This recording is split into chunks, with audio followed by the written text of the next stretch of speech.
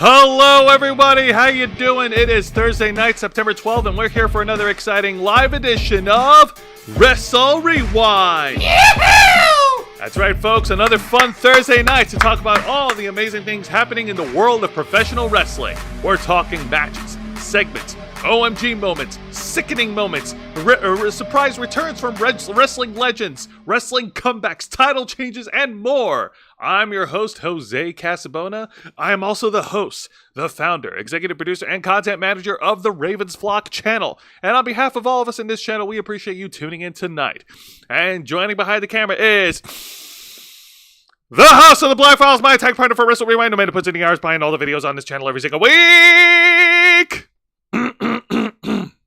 A man who is not afraid to go all out in his own way, Mr. Juan Arau. Thank you for that introduction, Jose. Don't you ever forget the mister. And much like all our other shows, folks, we are simulcasting on YouTube and Kick. Hit the subscribe or the follow button on the bottom right corner of your screen. Click the bell icon to enable notifications. Leave your questions and comments below. We'll answer as many as we can. And if you wish to go above and beyond to support the Ravens Flock, then you can become an inner flocker. For $4.99 a month, you'll have access to all the perks that comes with our membership.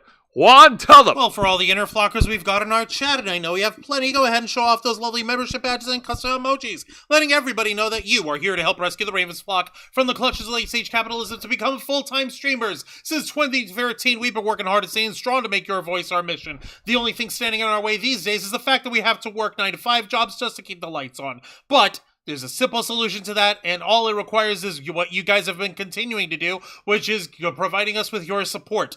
Just spread the word of the Ravens Flock. Let everybody know that you are here to help make us as self-sufficient as possible, that that people should be following your example, making your voice our mission by supporting us, making sure that we can break free from the shackles of fate and become full-time streamers in order to work for you and to work for ourselves and salvage what little sanity we have left. With your help, we can and will succeed. You also get access to members first and members only content, a special discount to our merch store, link in the description below. And you also get access to us, the Ravens Flock, your favorite motley crew of nerds, here to make your voice our mission by providing us your thoughts, your input, your feedback, and your ideas to better shape the future of this channel to suit your tastes and needs. Hey, up in the chat, we have Lisa Boo and Mr. Geek Me Out in the chat. Mr. Geek Me Out's asking, what do you think of Raw becoming 2 hours until the end of the year? All right, so for Raw to become 2 hours until the end of the year, you know what? This is something that a lot of fans have been asking for because 2 hours of wrestling programming, like, that's fine. But when they extend it to 3 hours, like, that's a lot to cover, right? Remember when we used to watch it when Monday Night Raw started from 9 a.m. to 11 p.m.? I mean, 9 p.m. to 11 p.m., and that was cool? Yeah, kind of. Yeah, kind of. You actually like Raw running for 3 hours? Like, here's the thing. I'm fine with Raw being 3 hours. I'm also fine with Raw being 2 hours. I'm fine with Raw being a recap show for all I care. What I really ought to be fine with is the fact that that Monday Night Raw, as awesome as it is not one of the programs that we cover on Wrestle Rewind. Which ones are they, Jose? Well, here on Wrestle Rewind, we review 3 of the most exciting professional wrestling programs in North America today. That is WWE's NXT, AEW Dynamite, and TNA Impact. So, it's been a wild past 2 weeks, hasn't it, folks? We've already went through AEW's All In. We're going to talk about AEW's All Out a little bit later. We just wrapped up WWE's pay-per-view event, Bash in Berlin. TNA just wrapped up their pay-per-view event of Emergence. It's a lot of wrestling to go around, and the craziness is not going to stop because TNA has another pay-per-view tomorrow night called Victory Road in San Antonio, Texas. Literally tomorrow, 24 hours away. Holy crap! What is wrong with these guys? They're working themselves like crazy. And the fact that All Out just happened last Saturday, was it? Saturday, September 7th. All in, all out, all in, all out. I'm a boss she had. It's better than this. Yeah, there's some classic there for you. Yeah, I know. In order to keep up with all this wrestling, we're not going to need some TNA. We're not going to need some total nonstop action, Juan. We're going to need... Why are you ripping off Caval of all people, Jose? No. We need TNE. We need some total non-stop energy. Where are we going to find that? Well, easy. We'll be able to find it right here with our partners at Glitch Energy. See, a simple solution, right, Jose? Yeah, simple. Glitch Energy, specially formulated smart energy blend, keeps you running strong all day long, just like the Ravens flock, with 0 sugar, 0 carbs, 0 lag, 0 calories, and 0 crash. But not only does this keep you running whether you're working or playing, because that's not the most important part about it, is it, Jose? No, it's not. When it comes to Glitch Energy, what we care about is the taste and flavor. And thankfully, they've got you covered, because if you go to glitchenergy.com, you'll see that they have a large selection of different combination flavored energy blends to choose from, and they're coming out with new flavors every week. You're damn right. We wouldn't steer you guys wrong. We promise you that. We know that that flavor and working and all that good stuff is important to people, so we're not going to lead you astray because it's important to us. If it's important to us, it's definitely important to you. That's why we do this stuff. We want to support things that are important to our viewers, our audience, our folks, our peeps, our flockers. Are they our peeps? Christian doesn't get to have peeps anymore. They are our legion, Juancho. They're our peeps. Yeah, peeps. Well, he's a father. He's a patriarch. Yeah, but they're not his peeps anymore. No, they're his children. No, they're not his peeps. They're his presumably adopted children. Ew, I don't want to be adopted by Christian Cage. Point is, if you head to glitchenergy.com and use our promo code FlockFuel, you get 20% off your order. So go ahead, give it a shot, and get yourself set up with Glitch Energy today. Thank you to Glitch Energy for partnering with the Ravens flock. All right, and yes, folks, tonight, me and Juan, we will be discussing the main event for AEW's All Out, which was in September 7th over at the Now Arena in Chicago, Illinois. We'll have more on that a little bit later, but right now, let's go ahead and return to form, and let's get into the weekly reviews. We're going to start things off with WWE's NXT. Juan, ring that bell. Don't mind if I do. All right. The show, now there was supposed to be a scheduled tag team match that was going to happen, but unforeseen circumstances got in the way. What was originally advertised was a tag match player. Holla holla. And it's this tag match card is really large. Give me a minute. Hey, yeah. you're fine. While I'm fixing this, Wings of Eternal Night. Hey, up there, Michelle. Welcome. Hang on, I'll read this. Thank Evening you. all. So my daughter Rose made me laugh tonight. She's in love with her baby brother, and she gets upset if her daddy's. Hold on. If he holds her baby brother too long, lol. She told her daddy tonight. Oh well, that's nice. That's her. Tonight. That is her baby brother. Yay! Yay! So not your baby brother, mine. That's very wonderful. Please don't have your kids watch this channel. No, we're a horrible influence. Yes, we are. Now, what was originally scheduled was supposed to be Axiom and Nathan Frazier defending the NXT tag belts against the Rascals, Trey Miguel and Zachary Wentz. However, due to unforeseen circumstances, Trey Miguel was not medically cleared to compete. So, in replacement for the Rascals, we have the returning multi-time tag team champions, the Street Profits. So we're getting the smoke? We getting the smoke! Also, Vicente Guerrero, hey up, welcome to Wrestle Rewind. We appreciate your face here. It's been a good hot minute since we talked about the Street Profits. The last time we talked about them, they were teaming up with Bobby Lashley as part of the Pride over on SmackDown, and man, the Pride? I don't know. The Lion's Pride? I don't know. It's like a more watered down version of the Hurt Business, and that just went absolutely nowhere since Bobby Lashley is no longer with WWE, which I still think it's a criminal injustice. But that is for me to come to terms with. Anyways, so yeah, sorry, Jose. I hate to be the guy to break the bad news to you, but I don't think Bobby Lashley's coming back anytime soon. And neither is MVP. Right? What the fuck is that all about? Apparently, WWE nixed the idea of a Hurt Business reunion. Why? I don't know why, but that's a discussion for another time. That being said, the Street Profits are no strangers to NXT. In fact, that's where they got their start from. They are multi-time NXT Raw and SmackDown Tag Team Champions, and they fight off against Axiom and Nathan Frazier. From the beginning, Montez Ford, he is an incredible freak of an athlete. He is able to keep up with the speed and agility of both Axiom and Nathan Frazier, just keeping up with them move for move, beat for beat. Angelo Dawkins gets into the ring, and Angelo Dawkins is an incredible powerhouse half of the Street Profits, and lays out both Axiom and Nathan Frazier. Of course, when we get back from commercial break, the Fraxium tag team, that's what they're calling themselves now. Thank you. Yep, Fraxium was able to regain their momentum, and looks like things were going. Their way. Axiom and Nathan Frazier were about to hit their tag team finishing move. The Street Profits were able to counter before Nathan Frazier hits his Phoenix Splash, and then the Street Profits hit an incredible, like, doomsday blockbuster from the top rope, and it looks like they were going to get the win, but then the match is completely thrown out to disqualification because we get the surprise a surprise run-in from the Bloodline. What? That's right. In the center, you've got the Samoan Wolf, Jacob Fatu. And then on the left, you've got Tama Tonga. And on the right, you've got the Samoan Botch Dozer, Tonga Loa. Oh, God. That's some bullshit. The Bloodline gracing the gold brand over here. That's Jesus. right. The Bloodline has invaded NXT. Okay, for the record, Tama Tonga does not look any less crazy since his arrival in the WWE. He has the eyes of a murder man thing. I don't know what to describe it as. All I know is that it's bad news and I don't want him near me within 10-mile radius. I scared. I would argue that Jacob Fatu has the murder look. No, Jacob Fatu has the don't let him off the leash look. No, Tama Tonga's the one you need to worry about. Okay, look at those eyes. What do you see? You know what I don't see? Sanity! Yeah, that's right. Yeah, Tama Tonga, you need to be very careful because you don't know when he's going to strike next. Jacob Fatu, you need to be careful because if he's let off the leash, he'll be unstoppable. And Tama Tonga, you need to be careful. Tonga Loa. And Tonga Loa, you need to be careful just in case if he botches again.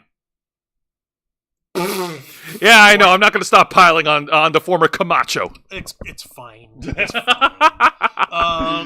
Michelle, Wings of Eternal Night, she's saying, no, they don't watch us. Don't worry, boys. I'm not sure how I should feel about my daughter's jealousy of her dad holding her brother, LOL. It's a normal thing. It's normal, especially since your daughter, I'm guessing she's also, like, toddler age and everything. She's not really, like, actually angry jealous. She's more, like, she wants to be able to understand and study him in a way. I guess that's the best way to make sense. See, I'm glad you're here, Juan, since you're the parent of the whole bunch of us. You can actually give some parental advice, parent to parent. Exactly. Also, make sure that you don't let any of them read 4chan. That's how we got Angel. No! Also, don't let them go on Reddit. No. Reddit's fine, kind of. Vicente Guerrero saying, not that it will happen, but with both leaving AEW and WWE respectfully, it'd be funny. It could be fun to see Bobby Lashley and Jake Hager in MMA again. Man, Lashley will fucking murder Hager if he gets into an MMA match with him. Come on. Seriously. Also, Jeannie Rick is in the chat. Hey up, Jeannie Rick. Welcome to Wrestle Rewind. We appreciate you being here. Listen, I saw the Black Label Pro Wrestling Glory pay-per-view event where they had like a freaking physical combine. Jake Hager ain't shit compared to Bobby Lashley. Ooh, those some fighting words. Yeah, fuck you. I don't care if you're from Tampa, Florida, Jake Hager. You could go suck it. Vicente Guerrero. You're a fucking Trumpist, so go fuck yourself. Yeah, that too. Juancho does not see Sanity in Tama Tonga. Eric Young would be disappointed. Why are we pushing Eric Young? Yeah. So yeah, you're a winner by disqualification. And still the NXT Tag Team Champions, Fraxium. Thank you, Mr. Quake, for showing up. Hey, up here, what, Mr. Quake? Welcome to Wrestle Welcome to Wrestle Rewind, okay, Mr. Quake. So these two basically got off on a technicality thanks to the Bloodline. Assholes! Because the Bloodline are still feuding with the Street Profits on SmackDown. God dang. I knew we were getting the smoke. I didn't realize the Street Profits were the ones who were going to catch it.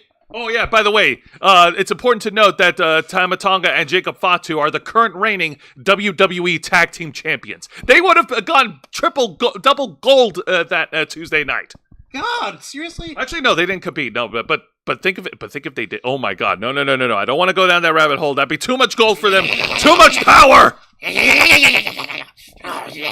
Yeah, sure. You want them around? I don't fucking think so. It's been 5 years since. Oh yeah, you guys, right? Ridge Holland does suck. It's been 5 years. Yeah. See, thank you. Welcome to the conversation, Mr. Quake. You understand what I mean? Don't worry, we're going to get to Ridge Holland in a little bit. But now let's move on to the exciting match of the night. We had a lot of bangers, but you know what? I'm going to be really honest with you. The match that I was looking forward to was the official in-ring televised debut of the newest signee to the WWE, Japanese sensation, Julia. Holy shit. Going one-on-one against, you know what, you say it, I'm not going to say it. Chelsea Green! See, you have to say it that way, okay? I leave that job for you. No, not you personally. I mean royal you. It's like, if you're going to say her name, announcing her, that's how you say it, okay? Samantha Irvin does not have a freaking copyright on it, but Chelsea Green has a trademark to maintain. I'm not gonna fuck it up. Fair enough. Cool. But yes, Julia making her in-ring debut, going one-on-one against Chelsea Green, and she took Chelsea Green to the ringer. Oh, listen, folks have to understand something. When the initial impact from Julia showing up last week at NXT and not only mean mugging Roxy in the face, but also didn't she drop her fucking knee kick into Chelsea Green's face last week? She kneed Chelsea in the face. Yeah, she kneed Chelsea in the face. People were saying like, "Oh, she's too stiff. She's not ready. She's too unprofessional." Blah blah blah blah. Okay. Well, the word right now is that WWE is having Julia report to the Performance Center on NXT so that they can get her more adaptive to the WWE style of wrestling. Also, a little bit closer to the point, Chelsea Green is used to fighting death matches. She used to be in Lucha Underground. I don't remember the fucking name that she had, but she was hardcore. I think she went up against Penta in a match one time. I don't remember. Point is, she has got it going on. She's married to the Deathmatch King. She'll be fine. I don't think those skills actually translate. I'm trying to say that she's got those skills that kills all on her own. She doesn't need the Deathmatch King. Yeah, no, that is true. Matt Cardona's a little too busy with his property. Ass. How dare you? But that being said, Chelsea Green was able to turn it around with some underhanded chicanery, and she was able to turn the match into her favor. We're not going to get a fucking 5-second squash match, says Chelsea Green. Oh, is that a jab on Giovanni Vinci, Jose? Was that a jab against Vinci? I mean, I wasn't thinking that. If the Versace shirt fits, right? No. That was less of a squash, and that was more of a blink and you miss it. Oh God, that's even worse. No. But thankfully, the fans did not miss this. Julia was able to. Reclusa, yes, thank you. Sorry, yes, Mr. Quake. Reclusa was Chelsea Green's name at Lucha Underground. Thank you. I forgot the name. But Julia was able to turn the match around. She was able to hit that knee on Chelsea's face again before finally putting her down with her finishing move, which is the Northern Lights Bomb, to pin and win. Your winner in her first televised match in NXT, Julia. God damn! Julia will be challenging Roxanne Perez for the NXT Women's title on October 1st when NXT goes live in Chicago, Illinois, as they make their move to the CW network. Yeah! Or the CW channel. Yeah, same thing. Alright, so Vicente, I still lull at Chelsea Green walking out to the ring, saying her name along with the ring announcer. She really should not be jobbing all the time. You're right, she shouldn't. She should actually get a hold of a couple of wins here. At the same time, Chelsea is putting in the work. She's putting over other talent, and she's doing a damn good job at it, too. She's doing a very good job at putting others over, and she's got the smarmy, classic diva-style asshole maneuver, gimmick working for her full time, and she's running with it. As for Julia, like I said, Julia may be a little bit stiffy, but what's her face? Chelsea can handle it. And of course, Chelsea, I believe she also worked in Japan for a little while. Maybe they know each other. I don't know. I don't remember. But knowing that these two have that kind of history and background, Chelsea would actually be in the best position to take a knee to the face from Julia. What we're trying to say is, they're going to be fine. Don't pile on Julia, okay? They'll be fine. They'll be fine. Chelsea Green is a Karen Miz, dude. No, she's not. She's just a biatchy Karen biatch. I don't have another. She's just misunderstood. Exactly. All right. Now, unfortunately, we did not get any in-ring promo segments, so we're going to go ahead and skip ahead, and we're going to go to There wasn't any promo package or of anything else either? No promo packages, no in-ring promo segments. Really? So we had just matches? We had just matches, which is fine. Which is fine. Notice how I'm not arguing. I'm just like, wait, so we just had a bunch of matches tonight? Yes. Rather, Tuesday night? Yes. Oh, hey, look at that. The thing that AEW tryhards accused WWE of not having enough matches. How about that? WWE is trying to tell stories, dude. Exactly. And I thought telling stories was also an integral part of pro wrestling, like, period, no matter what. Yeah, and my fucking thing, and my point to that is like, well, guess what, guys? They're telling stories in the ring too, and they're still doing it better than AEW. Exactly. Now, the poor match that we're going to talk about from NXT is a one-on-one match featuring Duke Hudson, the MVP of Chase University, going one-on-one against the Messiah of the Neckbreaker, Ridge Holland. Fuck you, Ridge! You like that one, the Messiah of the Neckbreaker? Yeah, that was clever. Thank you. Yes, Ridge Holland has shown his true colors, and they're not the colors of Chase U. He's been on a warpath since turning on Chase U at No Mercy after their opening match. Andre Chase is put in the hospital thanks to him, and Duke. How dare he? The nerve. And Duke Hudson is out for revenge. Okay, so you have to understand, it's either Duke or Thea who would have to avenge Andre Chase here. And last time Thea Hale was anywhere near Ridge Holland, inside or outside of the ring, she looked scared shitless for dear life. So I don't blame her. Don't forget Riley Osborne. I actually did forget Riley. I legitimately did. Not on purpose, I promise. No, you're good. But that being said, yeah, no, this was done to put over Ridge Holland. It was a good match. No, don't get me wrong. Ridge Holland was able to show a lot of his powers, doing a lot of his powers? A lot of his. What kind of powers does he have? How about the power of flight? Asshole powers. No, he showcased a lot of his strength, at one point hitting a delayed vertical suplex onto Duke Hudson, and these guys are like equal in weight and in weight, mind you. And both these guys are similar size, similar frame. Duke Hudson's got his work cut out. Yeah, I know. It was a decent big hoss fight between Ridge and Duke, with Ridge, of course, getting the win. But getting a victory over Duke was not satisfying enough for Ridge Holland. So Ridge Holland went to ringside and crashed Duke through a freaking security barricade, and now Duke Hudson is sent to the hospital. Why? Jesus, man. What the fuck? It's almost as if he heard you, Juan. He heard you making fun of him, so he's like, you know what? I'm going to lean on it. I'm going to send all the bastards to the hospital. Now he's going to go on poor Riley, and then he's going to leave Thea Hale all on her one sum. What the fuck, man? Well, you know what you must do, Juan. What must I do, huh? You must go all the way to Winter Park. You have to don the colors of Chase U, and you must avenge their honors and fight Ridge Holland.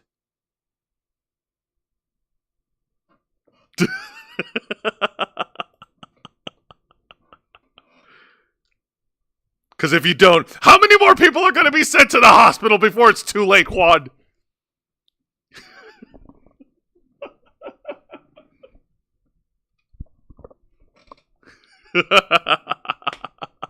I don't think I can do it. Look, I'm a shit talker, not a shit doer. Well, I do shit, and I do important shit, but I'm a shit talker. I am not at that level. Maybe if I, monkey climb on him and throw all my body weight onto his neck, I could choke him out. Maybe, but I would have to catch him, by surprise. Maybe I would have to spider monkey on his ass. Maybe if it was Extreme Rules, you might have a chance. Why are you laughing so hard at the prospect of me potentially having my own neck broken by Ridge Holland? Because you've been talking shit about it for a while. Because he fucking destroyed Biggie! He fucked up Biggie's life! Fucking hell! You think I'm gonna forgive that? No.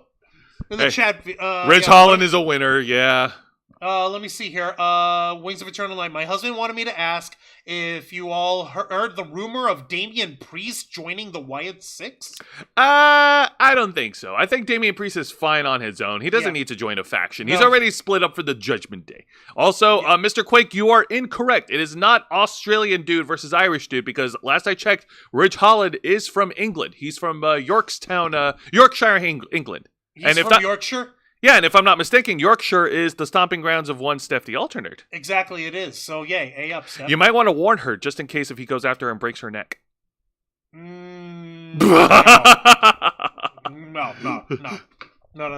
Listen, Steph is a tiny person, okay? But he's a big dude! No, you don't understand. She is full of rage and tremble. It's like a chihuahua. Do you want a chihuahua yapping at you and biting your face off? I don't. That's why I don't piss off Steph. That's Angel's job. In the chat, Vicente, while it's still cool to like both AEW and WWE, Scott Steiner himself has verbally shit on AEW for only banger matches and not enough story. Then he brought up the pose downs with Triple H as being good. Scott, you were on a roll there. You had a good point. Probably not the best example, but you were making a good point. So, not too bad, Scotty. I got a 6-pack. Big E might be back soon. I hope so. Rick and Morty tag match player. Holla holla. By the way, before we move on, I do want to mention one funny little thing that I discovered on the WWE 2K community. Scott Steiner, Big Papa Pump, is available as a download through the a character, but apparently WWE the game has him listed as a cruiserweight. Why? Dude, this guy's nearly 300 pounds of pure muscle. What the fuck kind of cruiserweight is that? I don't fucking know. Somebody shared that on the Reddit community, and they thought it's a glitch from 2K games. Dear God, what the fuck, man? Vicente also saying Juancho beats Ridge Hollins by tons of eye gouges, like 7 or 8. Oh no, I'm not gonna freaking do the Ric Flair eye gouge shit. I will Spider Monkey on him, and I will go from behind and like from here and go into his eyes. All right, let me go. That kind of thing. That's what I would actually. Yeah, cringe. Sue me. All right. Now, thankfully, we do have a little bit of time to mention 2 honorable mentions that happened on NXT. First of all, that's right, folks. History was made on NXT because for the first time in WWE history, not even WWE history, in professional wrestling history. A TNA championship was defended in a WWE ring as Jordynne Grace defends her TNA Knockouts World title in an open challenge. And the NXT wrestler to answer the challenge is none other than Surfer Girl Sol Ruka. Oh, shit. All right. That's not bad. Okay. Oh, the Steiner thing was cringe. Okay, I appreciate you there, Mr. Quake. Fuck, Sol Ruka and Jordynne Grace. Okay, that was not on my bingo card. But then again, this whole NXT thing has not been on my bingo card at all for 2024, so fuck me sideways, I guess. We're eating good in the neighborhood. Let me get some more of this cheesesteak. Hit me, Jose. Absolutely. Like I said, this is one half of 2 honorable mentions from NXT. These 2 ladies had an incredible match. Soruka showing up and showing out against the juggernaut of TNA, and both these guys brought their styles to light.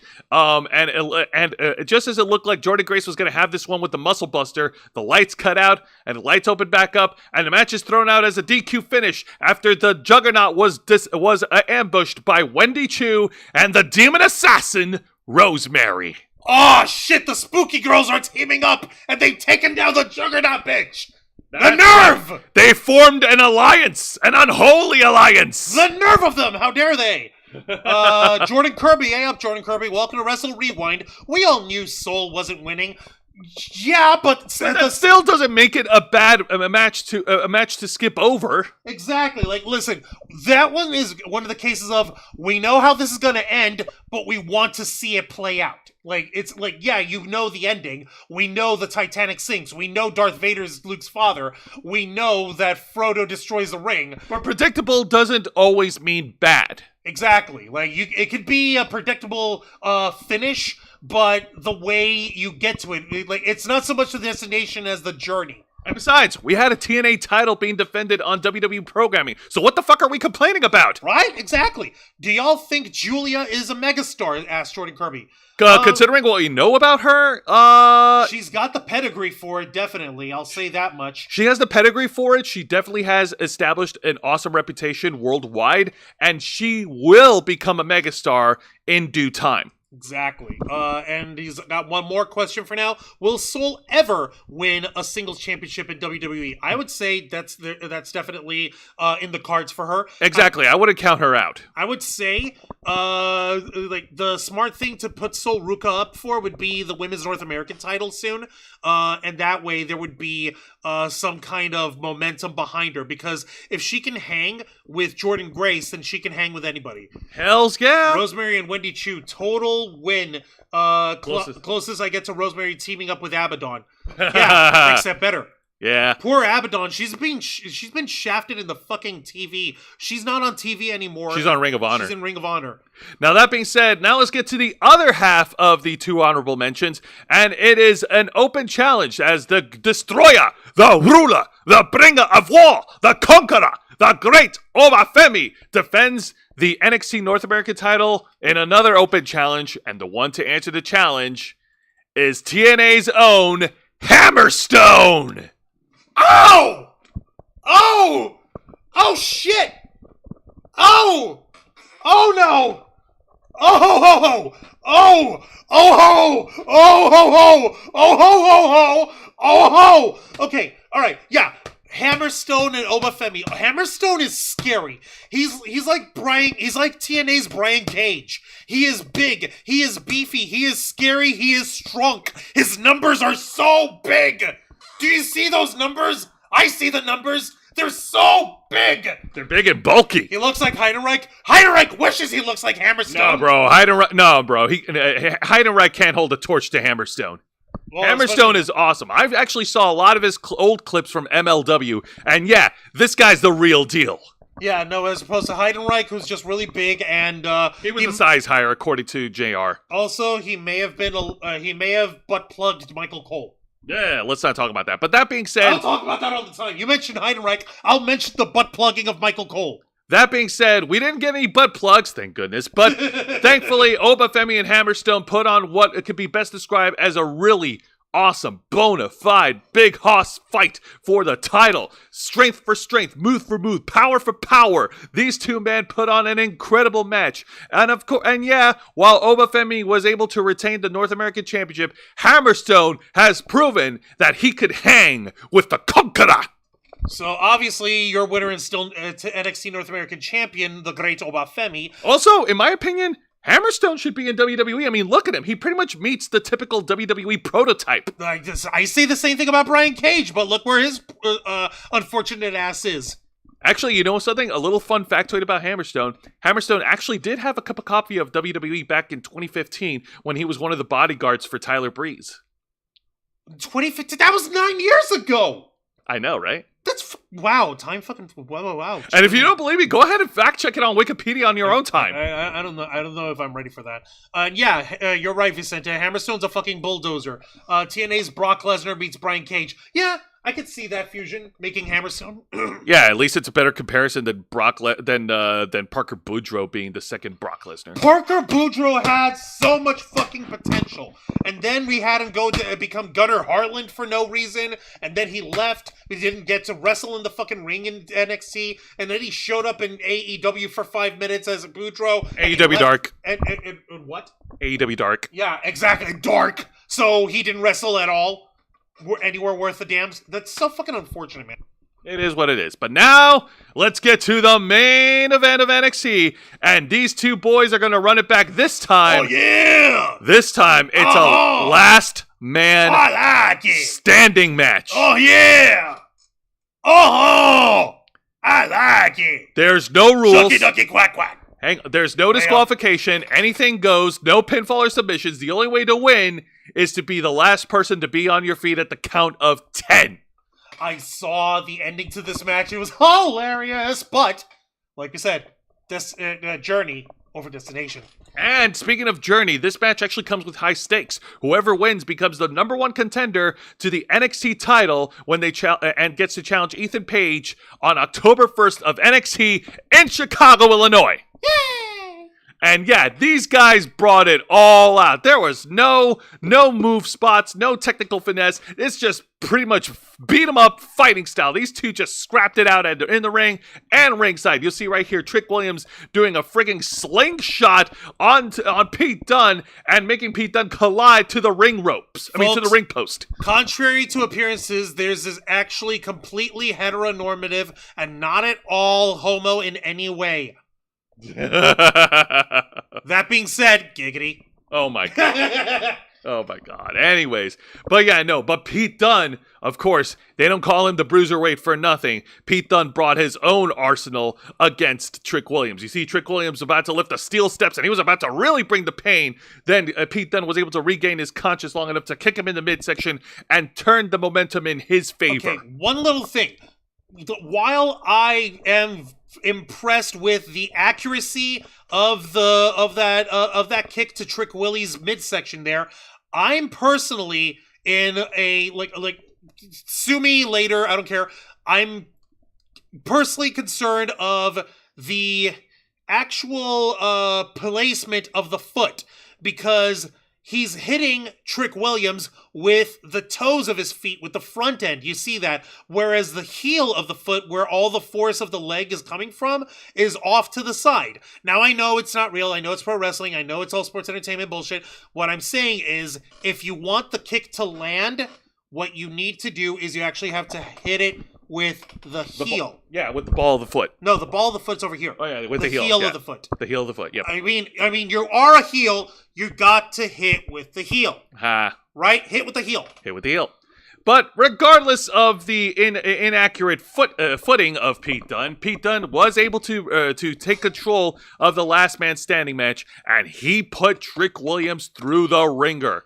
He dealt out a lot of punishment onto Trick Williams, as you're about to see right here. Look at this. Look at this, man. Look at this savage. Pete Dunne just wrenching back the freaking jaw of Trick Williams. Yeah, I saw this and it I am clenching my butthole in the worst way. This looks horrifying, man. God and yes, damn. we are aware that Pete Dunne has a black eye. That is sustained from his fight against Sheamus on Raw. Vicente was saying from earlier, you could compare Hammerstone to Ryback, but Hammerstone might get pissed at that.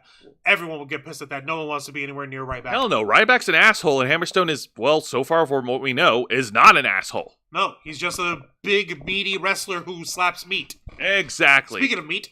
Yeah. The punishment continues, as you see here. Pete Dunne, he grabs the hands. Pete Dunne grabs Trick's hands, places him on a steel chair, and then he stomps on the digits. God, fucker. The nerve of this fucking guy. Like, yeah, no, we get it. Like, I like, it wasn't until Jose educated me about this, that Pete Dunne's picking fights with both Sheamus and Trick Williams. What the fuck is Pete Dunne trying to fucking prove here? I get it. He doesn't want to be Butch anymore. He's not the he hasn't been Butch in some time. He's the bruiserweight. He's trying to show everyone how much of a fucking threat he is in the locker room. This is small guy syndrome all over himself. But that's not the point. The point is, why is he catching smoke from both Trick Willie Wonka and freaking Burger After Burger Man over here? Which, by the way, I know that joke is old because Sheamus did get trimmed up, but I digress. It was funny. Yeah, I don't know what to tell you, but you'll get a laugh at this. The fans over at NXT, they were chanting "Whoop that Butch." Oh, Butch was so pissed at that, wasn't he? Yes, he was. Trick Williams was able to turn the match around, and these two took the fight over to the crowd, all the way over to the top of the crow's nest, and here's where things get really dangerous. As both men are fighting on top, Pete Dunne does a Russian leg sweep from the top of the crow's nest, and they both crashed onto a freaking, what is that, a table? Yeah, a pair of tables that were established over here from earlier. It's a tech table because you could tell because technically it had a black drape over it and some cables. That's right. Automatically, that means it's a tech table. Both men are down. The referee is counting to 10. Both men are struggling to get back on their feet. Trick nearly gets back on his feet. And Ethan Page, the NXT champion, runs out there to try and screw Trick, but it all backfires. As just before the count of 10, Trick Williams was able to toss Ethan Page through the announce table, candy scattered and all, and Trick Williams was able to answer the 10 count. Your winner and challenging the NXT champion on October 1st edition of NXT in Chicago, Trick Williams. Oh, yeah! I like it. Oh, my fucking God. That is hilarious. Like, oh, hey, there's Ethan Page coming. Nope. Haha. Fucking dork. I fucking love it. Mr. Quake was saying he's too small. He's got a chip on his shoulder. Trick Williams was a football star. Yeah. And Wings of Eternal Light, she's back in the chat saying, Juan, I made that mistake with my husband when we first started dating, calling wrestling staged, and he didn't talk to me for a day because he was upset. I never made that mistake again. Yeah, like, I can still call it, like, staged, predetermined, like, choreographed, like, rigged, fixed, whatever, sports entertainment, faked, or whatever. But, like, I'm using that in shorthand, not in the disrespectful way, in just fucking just trying to abbreviate my flow of consciousness. Yeah, but there's nothing fake about a wrestler sustaining a lot of injuries and a lot of punishment in the ring. Yeah, no, obviously, no. You can't fake gravity. Like that big Russian leg sweep they did off of the crow's nest over here. Yeah. See? Tech table. Gone. Actually, no, it's both tech and medical table. You can tell because there's lots of bandages on the table also. Well, at least if they need first aid, it's there. It's there. You know what? Kudos on WWE. They were prepared for this. It's just set dressing, Jose. It's what you would do in a studio production of a film or television program. If you're going to have something in the background, you can't just leave the background blank. You have to have stuff to fill it out. That is very true. All right, so now that we have wrapped up WWE NXT, before we get to AEW Dynamite, yes, it is time to talk about the main event of this year's AEW All Out. All in, all out, all in, all out, all in. You know what? I am done with you karaoke. Now it's my turn, all right? Because I got something really good. Ladies and gentlemen, we go to watch all in, we go to watch all out, we lock these psychos in, and then they shake it all about. You do the hokey pokey, then you turn yourself around, and that's what it's all about. What the fuck? Oh, that what the fuck. So, one of the two main events in here is... the main event. Yeah. It is a lights-out steel cage match. These two guys have a grudge that's lasted all the way from last year as Hangman Adam Page goes one-on-one against Swerve Strickland. This is lights out. It is non-sanctioned. Non-sanctioned meaning, of course, AEW is not liable for whatever these guys do to each other. No one is liable for what they do to each other. Anything fucking goes. If they're not liable, then why are they bothering with a referee inside? Shit, you're right. Yeah, I'm fucking right. They have to specifically say, by the way, the only reason we keep a referee is to count a finish to a match to its conclusion, and that's it. Oh, God, huh? It's all hokey pokey in AEW. Thank you, Quake. Ow. But anyways, yeah, no. This is a straight up fucking fight, and these guys are looking to murder each other. And yeah, no, they start the cage hasn't even lowered yet, and these guys immediately started fighting, scrapping each other, and they're trying to place each other's necks on the edge of the ring and hoping to see which one is going to get their head sliced when the cage comes down. Are you fucking serious? Yes! Wait, what? Is there a screenshot of that? Sadly, no. God damn it. But that's what fucking happened. Oh no, I got screenshots of everything else because these guys didn't pull any punches with all the shit.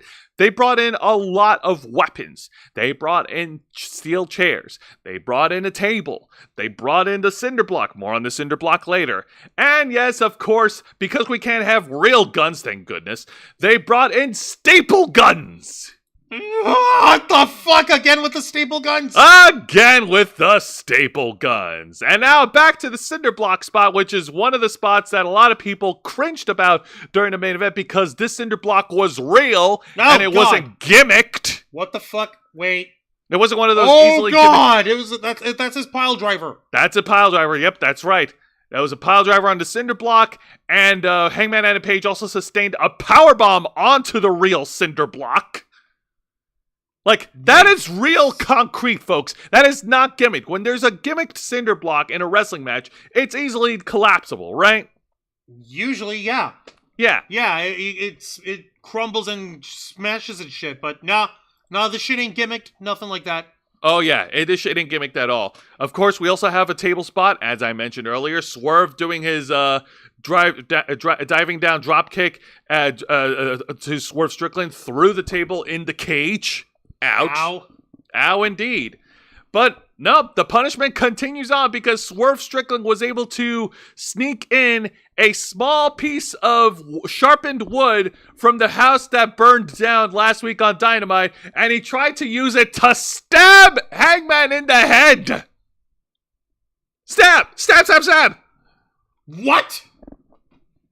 Yeah, like Hangman was... He grabbed a piece of the house to stab him with? Yes. Like at first... What the fuck? At first, Hangman grabbed it, and they had this like moment that you see in the movies where you're trying to keep this one guy from trying to stab you in the eye like this. You know what I'm talking about? Yeah. Yeah. It's called trying to keep a guy from stabbing you in the eye like this. Ugh.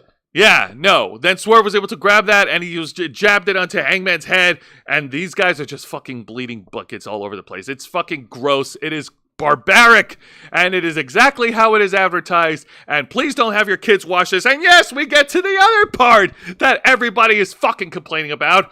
Hangman Adam Page, after gaining the upper hand, brings in a syringe. An actual fucking syringe in the ring, sticks it inside Swerve's cheek, and injects him with something. I don't know what the fuck it is that Hangman injected him with.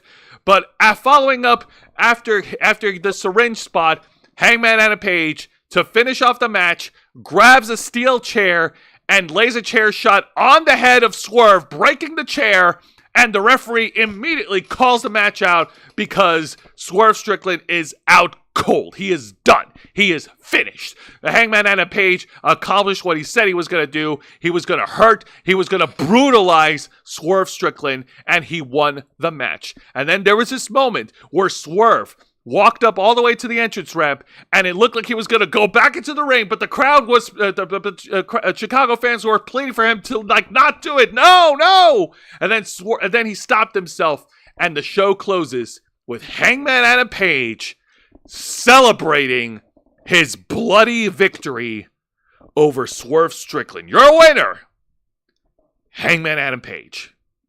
You fucking god, man! What the hell? Like, you're following a shooting with a stabbing. Like, the lead up to this was the fucking burning down of a house. How the fuck much worse does it get than that? Like, no, apparently no. It's gonna be in a steel cage. What the fuck, man? This is one of the most incredible car crash storylines that AEW has told. Last year, Swerve terrorized Hangman's family and terrorized his child. And this time, like the tables are reversed, Hangman, leaning into heel, burns down Swerve Strickland's childhood home. And then we get the big blow-off at All Out. But this shit's just insane.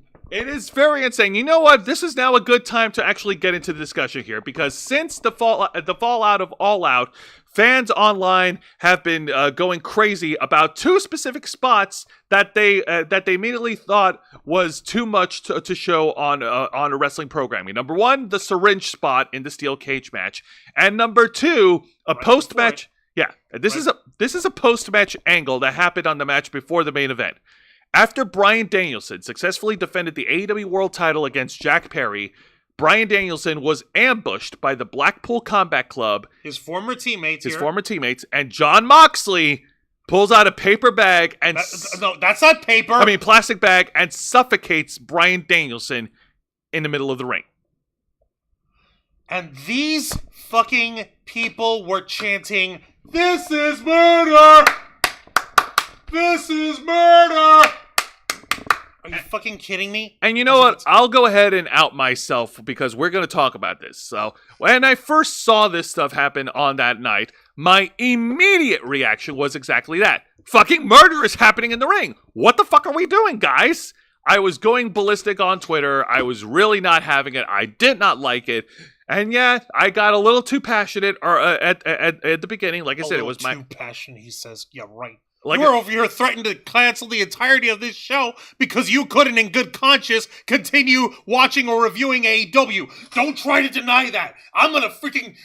You say we're laying out the table? That's it on the table. That's all right. Yeah. No. That's how pissed off I was. I was getting too emotional for my own good. However, I've had some time to let my thoughts sink in. You let the A's breathe? Let the A's breathe. I actually had a conversation with Juan about this. We went back and forth. I even saw the review of the All Out pay-per-view from Brian Zane. Shout out to Brian Zane from Wrestling with Regret. And you know what? Here's the thing.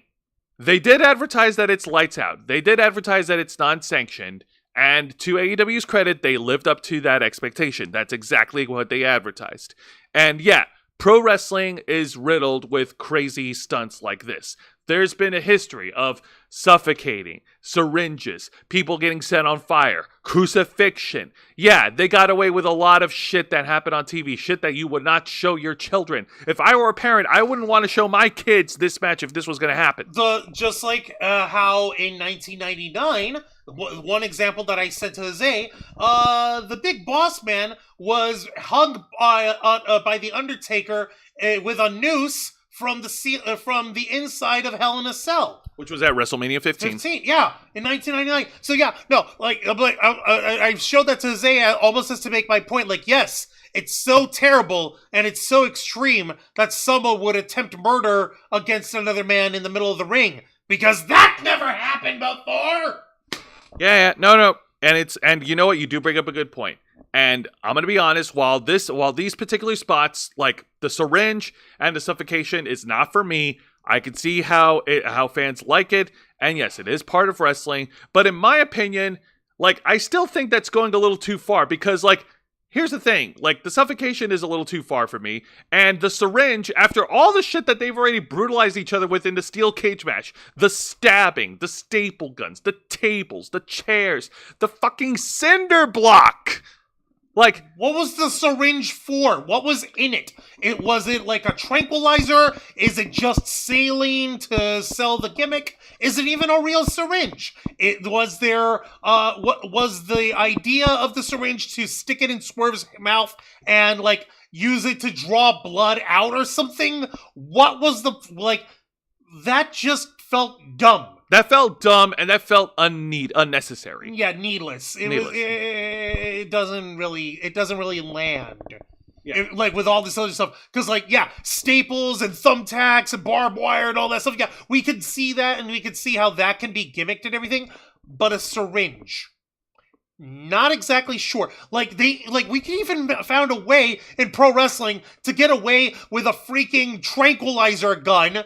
Because Kurt Angle had an pump action hunting rifle, like a tranquilizer rifle, and he shot Big Show on the back with it. God, that was so funny. That was so weird, but also at the same time, that you can also understand. Yes. What was the syringe for? What was in it? Is it a drug? Is it to draw out blood? Is it just to cause Swerve pain? If so, how the fuck is he gonna feel the pain of a syringe when he's already been bludgeoned and beaten to death with other stuff?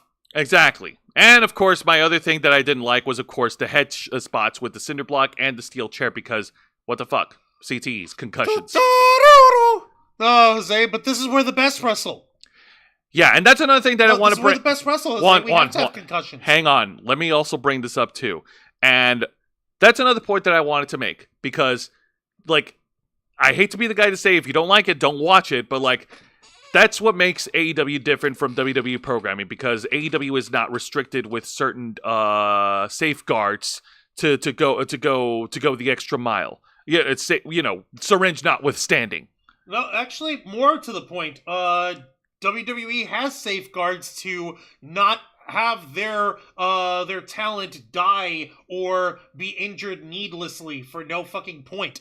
Like Tony Khan over here runs this like his own personal playpen, and like this whole thing of like, oh, we have the best track record or the best health and safety record. Like, yeah, sure, health and safety record. Cue Matt Hardy cracking his skull open in backstage. Cue John Moxley dropping Ray Phoenix on his fucking head twice and concussing him. Cue this shit. Yeah. Cue Jeff Hardy in AEW, period. Fucking, like, yeah, sure. Like, listen, don't try to say that you've got the best, safest fucking record. Yeah, dude, don't lie to us, man. Don't sell us. Don't try to out-Carney to a Carney over here, for fuck's sake. Exactly. But in the chat, I want to double-check here. All right, because I wasn't done, but... Sorry, you go... Yeah, I was going to say, okay... Vicente Guerrero, I was surprised Swerve versus Hangman was a lights out steel cage match. I mean, a cage match works out well last time. Copeland back injury.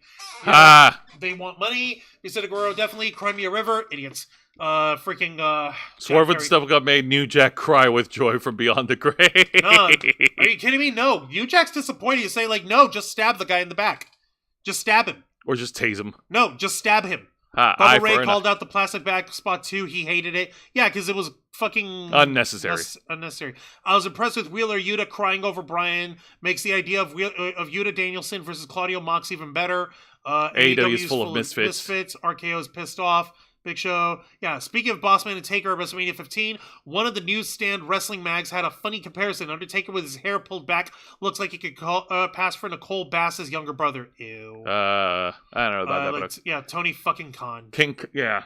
Is high as fuck. But that being said, I was going to make another argument. Like, the professional the wrestlers involved, like, they're obviously fucking professional wrestlers. They know exactly what they're doing, and of course... They know better of what they're doing than what we're observing. Yes. So, like, on the one hand, it's a matter of trust, but on the other hand, for fuck's sake, there's got to be a smarter way to do shit like that. That's just our fucking thing, you know? No, I get it. And I guess the whole point that I'm getting to it is all like, for the viewer, it's a matter of preference. You know, if something is too much for you, you can watch something else. Okay, like every individual has a preference. Which is why AEW doesn't have a viewership that's worth a damn. Oof. Tell me what I'm telling lies! Oh yeah, speaking of which, sorry to disappoint you folks, but there's no brawlouts, no controversial backstage fights that this time. There is a backstage thingy where someone picked a fight with a producer backstage, but that's all we know. Yeah, that's all we know. We don't know names yet. Yeah, but it's not big enough to even talk about it. But anyways, yet. But now let's go ahead and get to this week's edition of AEW Dynamite. Like the fuse hit the boom dynamite. That's right. We're going to talk about the fallout from AEW's All Out. My bad. I got the wrong item here. No, you're fine. You're fine. Let me just fix that. There we go. There we go. Now we're getting into it. All right. So this week's edition of AEW Dynamite opens up with an in-ring promo segment from the Patriarchy, Father of the Year, Christian Cage. Why? Take notes, Juancho. You can actually learn from this guy. No. I'm stealing his peeps. Christian Cage cuts a promo. He has in his hand a contract that guarantees him a shot at the AEW World Championship because he won that opportunity in a casino gauntlet match at All In a couple of weeks ago in London.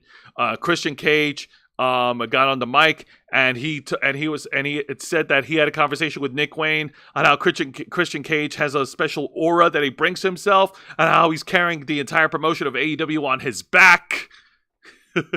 Seriously? Yeah. Have you met fucking MJF? Have you met Swerve Strickland? Have you met Bryan Danielson? Even Will Ostrich?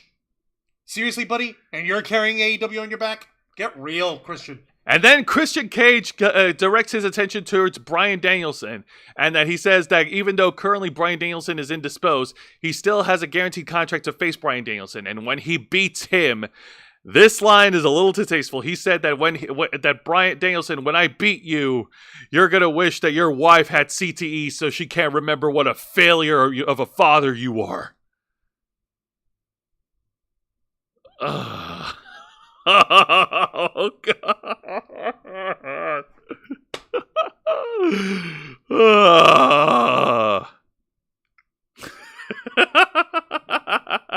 Folks, you can't see it, but Juan's trying to process what was just said.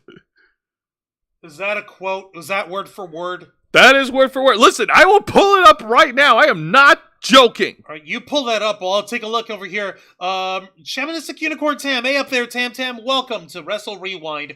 Mr. Quake, Mercedes Monet is the female CM Punk. She fucking wishes.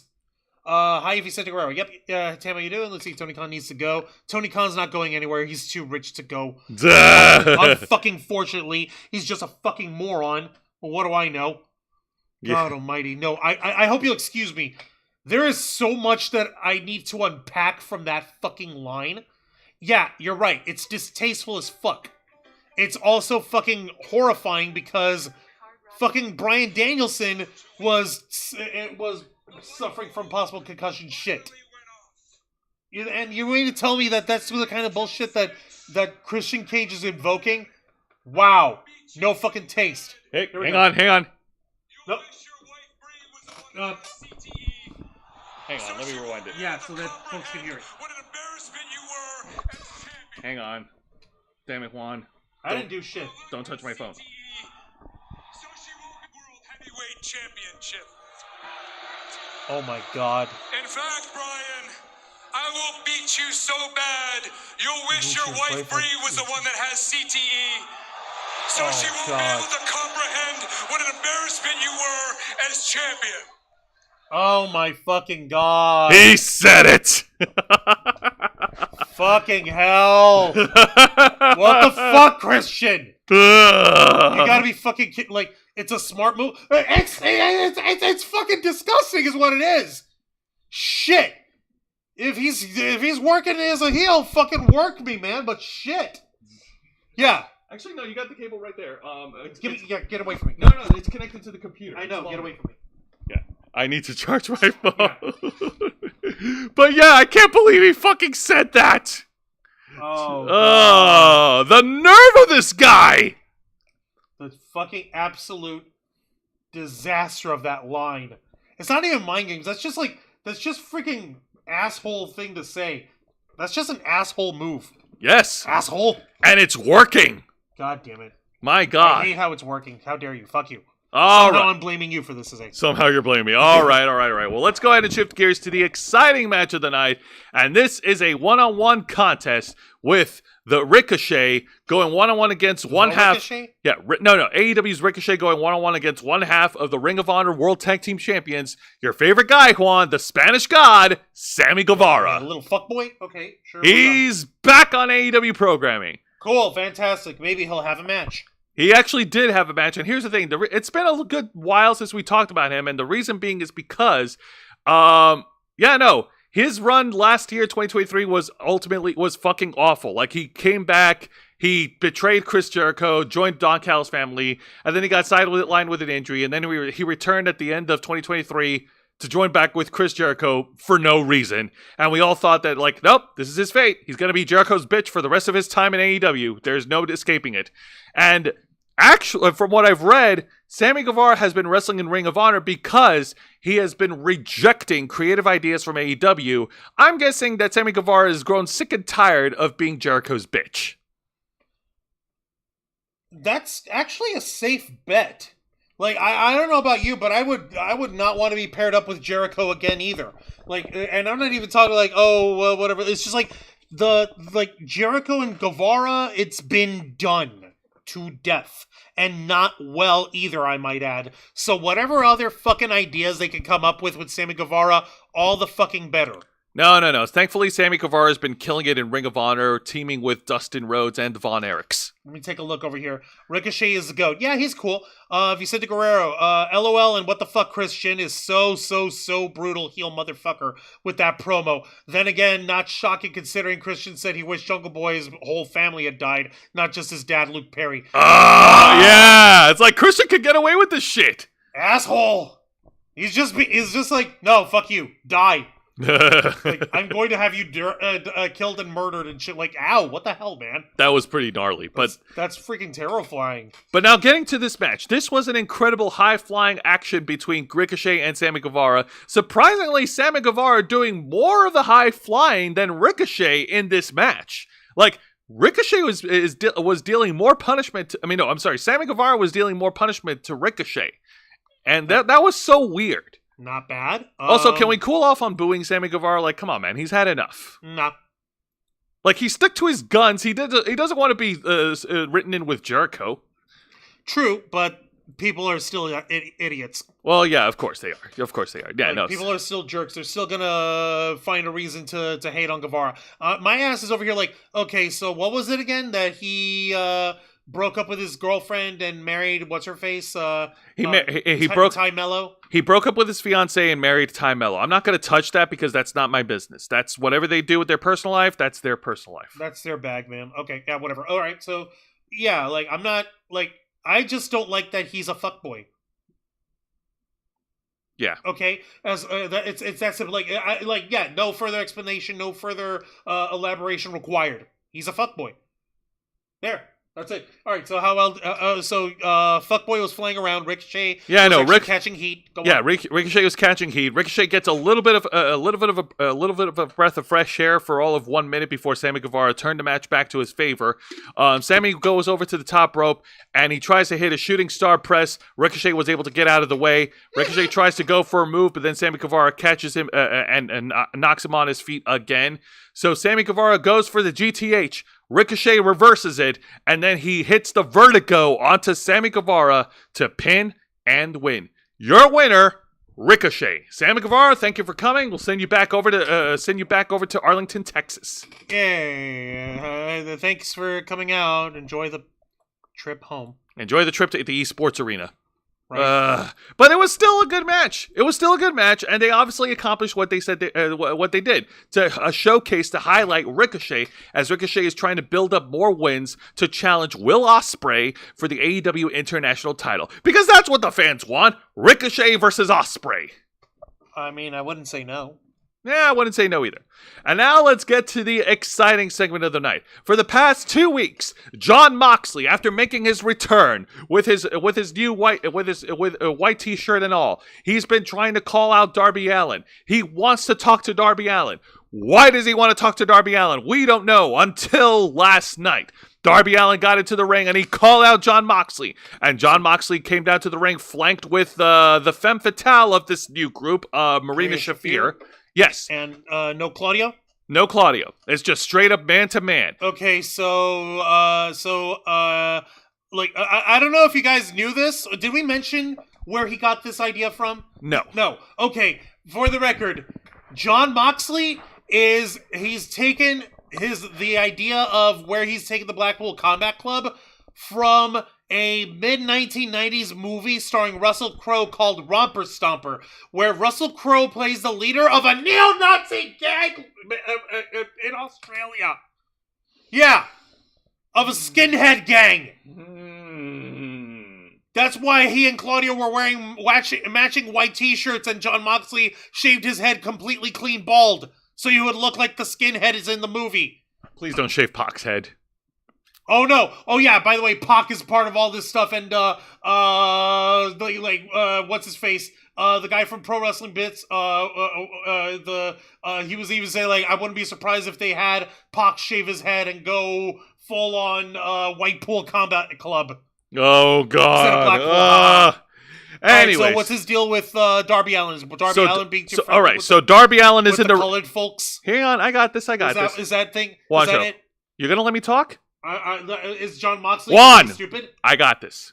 So Darby Allin's in the ring with the leader of the Blackpool Combat Cult.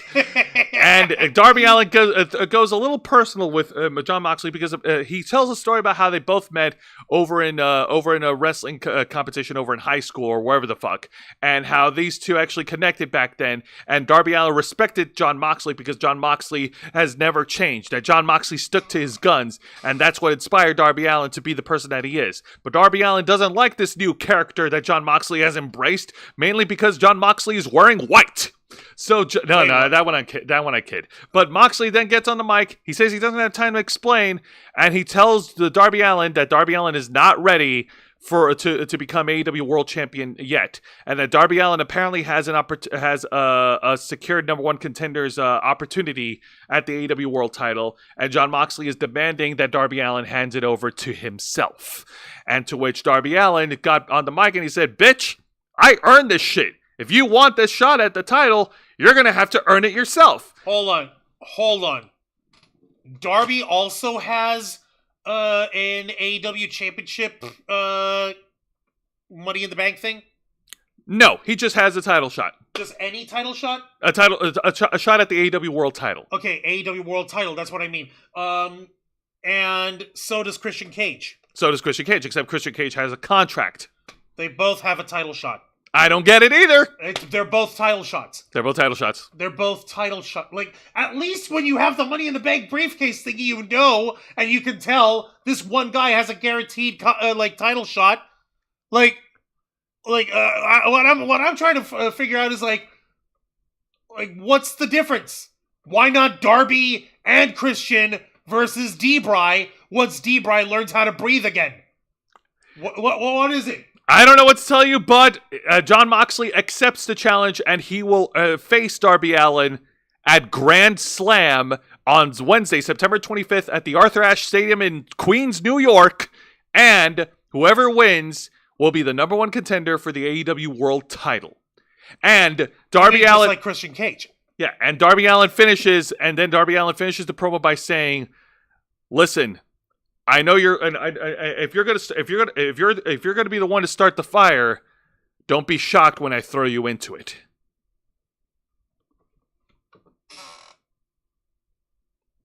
All right. Well, listen. He said it cool. He said it better than I did. Yeah, okay. I'm sorry, Zay. That kind of felt a little flat. Okay. The point is, it was a good promo. The point is, this thing is weird. Why is Moxley trying to be a skinhead? Why is he trying to recruit Darby Allin and make him a skinhead? It doesn't work. Darby Allin is straight edge. And to answer your question, Wings of Eternal Night, yes, it is going to be allowed. Okay. Yeah, sorry, go on, Jose. I'll let you Yeah. A neo-Nazi faction wrestling, yes, it is allowed because guess what? Wrestling also has a history of controversial factions. And and for the record, to be 100% clear, in order to clarify, Jon Moxley's gimmick right now is not 100% that type of faction. Yeah, Jon Moxley is not a Nazi. No, we're trying not to say the word too much, because then, freaking the YouTube system will yell at us over it. He's just taken the idea of how the characters in that gang in the movie were behaving with each other, and he's like, hey, what if we do that, except if I strip that part away? And yeah, Mr. Quake, now I know why Dean Ambrose was held back in WWE. Because his ideas were stupid! He's saying, oh, this is such good shit, brother, let me come. Dude, your idea of a good match or a good idea is having skewers jabbed into your head. But that's so hardcore, man. No, it's not. It's dumb. Then he saw that fucking movie. Let's see here. Yeah, Vicente. Juancho, I loved Rob Persona, great movie. Russell Crowe and others playing skinheads got arrested in Australia for still being dressed from the movie. The cop didn't care that they were just actors. By the way, that's still illegal in Australia, so be thankful that that's happening here in the States where we're stupid with our... We apologize to any Australians watching! Yeah, no, sort of like American History X. Sort of. Yeah, the point is, he's acting like the character, minus the actual horrible racism and that sort of supremacy shit. Just no, we're taking over, this is our gang, we're the ones who are in control. That shit. Yes. But it's still dumb, because Moxley doesn't know how to act. Yeah, no. The character, dumb. The promo was pretty solid. Darby Allin spoke very well. Now, that being said, let's get into the match of the night. And this is a one-on-one match for the AEW TNT Championship as the scapegoat, Jack Perry, defends against former NXT Cruiserweight Champion, Lio Rush. What? Yep. What? Yeah, well, okay, I'm not gonna shit on this match. This match was not bad. It was a lot of high flying, a lot of speed, and a lot of agility. Lio Rush is a fucking anomaly when it comes to high flying and acrobatics, so he gets points for that. But then, of course, like the match itself, like I just felt like it was like not needed, especially since we know who's gonna win. Like Jack Perry's not gonna drop the TNT title. He should be dropping Oxygen. Oh, God, Jesus. We almost lit him on fire, Juan. Almost isn't good enough. You're going to have to try harder. Oh, God. Yeah, no. Besides that, Jack Perry, of course, with using underhanded tactics and threatening the referee to call the match in his favor or whatever the fuck, Jack Perry was able to get a victory out of this one-on-one match. Your winner and still TNT champion, Jack Perry. Was there anything of interest in this match other than me wanting to... Oh yeah, there was this one spot where it's so weird because Lio Rush was the de facto babyface in this one-on-one fight, and Lio Rush had Action Andretti at ringside, and Action Andretti tried to interfere like a heel, and he got his ass ejected in the middle of the match because he tried to interfere on Lio Rush's behalf. What the fuck? Okay, is Lio Rush the babyface or is he a heel? Is he a good guy or is he a bad guy? We know that Jack Perry is supposed to be a bad guy because he's all like, "Oh, I'm the scapegoat. I'm the one." Well, that's what I'm saying. That means that Lio Rush by default has to be the babyface, the de facto babyface. And yet he's got Action Andretti of all people healing up with him and trying to interfere in the match. Yes. Sorry, Jose. This is earned. No one knows what they're doing. Yeah, no, you're right. You're absolutely right. That was earned. All right, let's go ahead and move on because there's an in-ring promo segment that I want to talk about that feels very weird, and I don't know how the fuck they're gonna work it out. And this promo segment features London's own AEW commentator, now back in wrestling, Nigel McGuinness. What happened? Wait. What happened with Nigel? Like, he was retired, right? A brief history. Nigel McGuinness was a professional wrestler. He made his name in Ring of Honor and in TNA. Ring of Honor is where he made the most of his fame. He was a former world champion, and he wrestled the likes of Samoa Joe, Bryan Danielson, and of course CM Punk. Yeah. However, I believe it was either in 2012 or 2009 where Nigel McGuinness had to retire from pro wrestling because he was diagnosed with hepatitis B. Ooh. Yes. Wings of Eternal Night. You all know I didn't grow up a wrestling fan. Thank you for being patient with me, loves. Don't worry about it, Wings. We totally understand. That's kind of one of the points for Wrestle Rewind. We're giving you a little bit of like an education, a little bit more of like, we try to... Put a spotlight on the pro wrestling, since in the entertainment's eyes is always looked at as the redheaded stepchild. Yeah, and try to like translate a lot of like the terminology and translate a lot of like what the stories are supposed to mean and all that shit, so that folks can understand just a little bit better and can get a little, and hopefully gain more of an appreciation for the art form of professional wrestling. Though I would argue that reality TV is the redheaded stepchild of entertainment, but that's just my opinion. No, it's the favorite child, but it's the one that totally doesn't deserve it. But yeah, you could go ahead and fact check Nigel McGuinness if you want, because I think he retired in 2009 or 2012 after being diagnosed with hepatitis B. Yeah, I'll look that up over here. To 2011. He made his debut in 1999. Okay. Retired in 2011 due to medical complications. He returned to Ring of Honor as a color commentator in August 2011 and an on-screen authority figure, but left in December 2016 and signed with WWE shortly after, working as a commentator for NXT and NXT UK. And then afterwards, after 5 years with the company, Nigel McGuinness left WWE and he became a commentator for AEW and Ring of Honor. And then he made his return to the ring at AEW All in London 2 weeks ago. Yay! And the rest, as they say, is history. Yay! So Nigel McGuinness got on the mic, and he cannot hold back his contempt against his sworn enemy from Ring of Honor, Bryan Danielson. He ultimately hates him. He does not like him at all. He's been shitting on him on commentary. He ultimately hates Bryan Danielson, and he's called him out.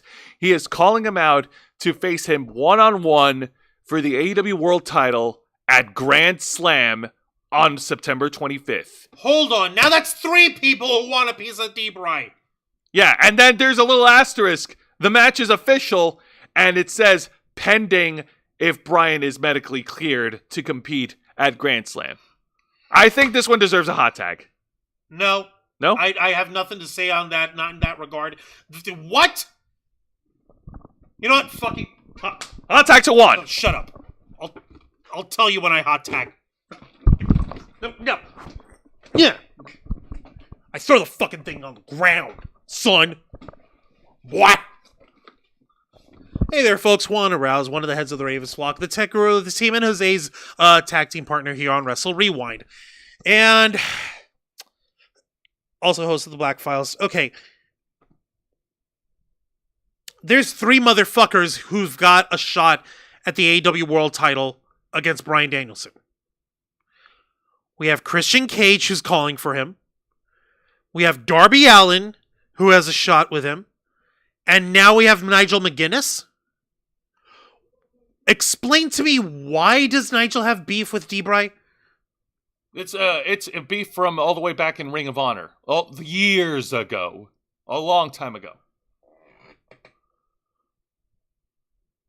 Really? Yes.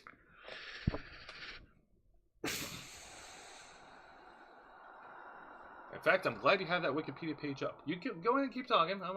I'm reading. I'll talk when I'm ready to talk.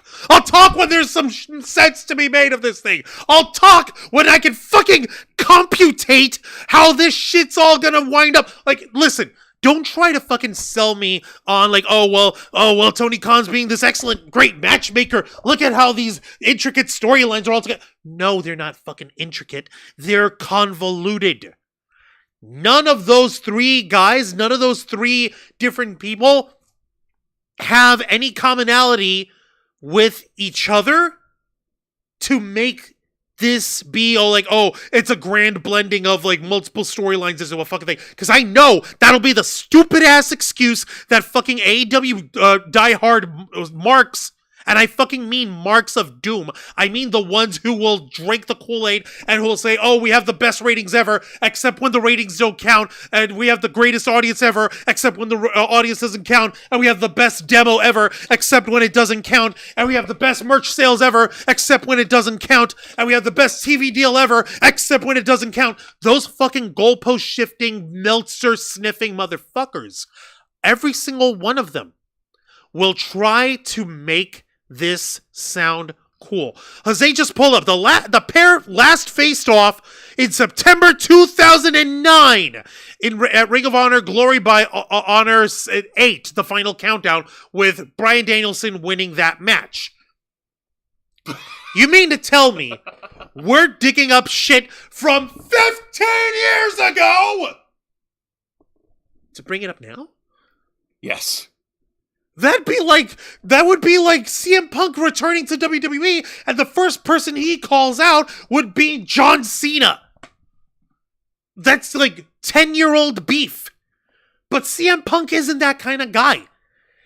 This shouldn't be that kind of a fucking thing. Why the hell else would Nigel McGuinness, who, for all intents and purposes, he ought to be thinking his lucky fucking stars that he works for a moron who doesn't actually care about his wrestlers' safety or their health and well-being. Hey, do you remember how you were going to give them all health insurance and get them let them be treated as employees rather than as independent contractors? Do you remember that, Tony? Huh? Maybe you should look at that lawsuit that Kevin Kelly and those other wrestling twin boys have against you. Maybe that ought to jog your fucking coke-addled memory. While we're at it, Darby Allin's thing with John Moxley and the Whitepool Combat Cult. No, the Whitepool Combat Clan. There we go. I need to ask, why specifically is Moxley picking Darby Allin? Why doesn't he try to pick out Christian Cage? Why doesn't he try to pick out Nigel McGuinness, for that matter? Why is he singling out Darby? I would like to know. Is it just because he thinks it's convenient to try to pick on Darby Allin? Try and go after the weakest link. Does he really think that Darby Allin, who's a psychotic motherfucker who threw himself through 2 panes of real sheet glass, go cry me a river bullshit, and that he would be the weak link? Oh, wait, hang on a minute. I forgot to mention that during the promo segment, Nigel McGuinness made a quote saying that Bryan Danielson, he's right now probably strapped to an iron lung, gasping for air like Justin Roberts when he was choked out with his own necktie. And? That was it. So, 10-year-old, 15-year-old reference.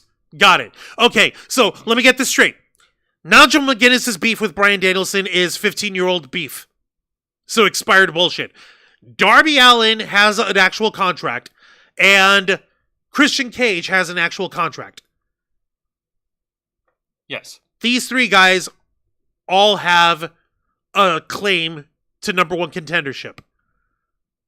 You know what you should be fucking doing if you actually want this to be a fucking a fucking match with high stakes or whatever? Don't put Nigel McGuinness in set in stone. All right? Do not set him in stone. What you ought to do is have Nigel and Darby and Christian put their contenderships on the line with each other in a winner-take-all 3-way dance in a triple threat match. That way, there's only one fucking number 1 contender. You can have fucking Jon Moxley try and run interference on Darby Allin and screwing him out of the match. You can have, I don't fucking know, who else has 15-year-old beef with Bryan Danielson who's got beef with Nigel? Huh? Tell me. Pull someone out of the fucking sock drawer and have him fucking cost Nigel the match. Or have someone who's got beef with Christian, I don't know, a single mother, have her pick on Christian Cage and claw at him in his face. Make it make sense. Because just in the way that Jose is describing this to me, and in the bits of the footage that I have personally seen, there is no reason for all 3 of these guys to all have a stake or all have a claim to the AEW World Championship. You need one. I don't care which one it is. D-Bry will throw himself into anything for the love of the sport because, goddammit, he loves it so much. And we know he's not going to retire any time soon because, goddammit, he loves this sport so much. But if you're going to pick between Darby and Christian and Nigel, sorry, but fuck Nigel. And sorry, but fuck Christian. Let it be Darby. Let it be Darby Allin. And what you would do from there is Darby seems to be the only one who's got a story worth a shit. This whole thing with Moxley and the Whitepool Combat Clan. Have them run interference, have them fuck with what's his face, with Darby, have him cost a match, and Bryan Danielson's like, will win and everything, but then he'll look and see what happened. Like, no wait, this is tainted. I can't do this. I'm gonna give you one more shot. Then you can have Christian, or then you can have Nigel fucking try to like, no wait, I had a claim. And like Darby's like, no, you lost it. Fuck you. You're screwed. Go back to the back of the line. You gotta develop the story from there. See? Fuck you, Tony. Pay me. I just did your job better. Hot tag. Okay. Here's your ass cushion, ass. Ouch. Let's take a look at the chat while we're at it over here. Maybe people say something other than why is Juan so angry? Let's see. Let me take a look here. Wings of Eternal Night. The one thing I will say is that it is about time Jack Perry let go of the Jungle Boy moniker and made him sound like a child. He's got the body of a child, even if he doesn't have... No. He's long dropped Jungle Boy gimmick. He's now just Jack Perry the scapegoat. No, he's the only problem is that, he's just a dumbass. Let me see here. Nigel McGuinness versus Bryan Danielson should be better. Be at least decent. No squashing Nigel, please. And, yep, there we go. Tam, thank you. AEW needs to step up. Nigel's delusional. Definitely petty. Juan, guess what happened tonight, hun? My TikTok hit 607 followers. Yay! Appreciate it. Well, Strange, Vicente Guerrero. Strange is 3 guys getting a title match around the same time. This Russo booking would have made it worse. Nigel versus Christian versus Darby versus Debra in a 4-way title match. Heavy cringe, bro. No, don't do that. No, we're gonna put them in a fatal 4-way match, bro. Vicente Every Guerrero. single one of them is gonna shot, bro. Vicente, if you're Everyone is gonna have a shot at the title, bro. I invented the Attitude Era, bro. Vicente Guerrero, I invented Stone Cold, bro. All right, Juan, please. Vicente Guerrero, please don't give AEW ideas. They'll fucking do it. AEW is run by children. Wrong. It's just run by one child. A fucking giant man-child who's a sexless idiot. A giant trust fund child. Who's a sexless idiot. Yes.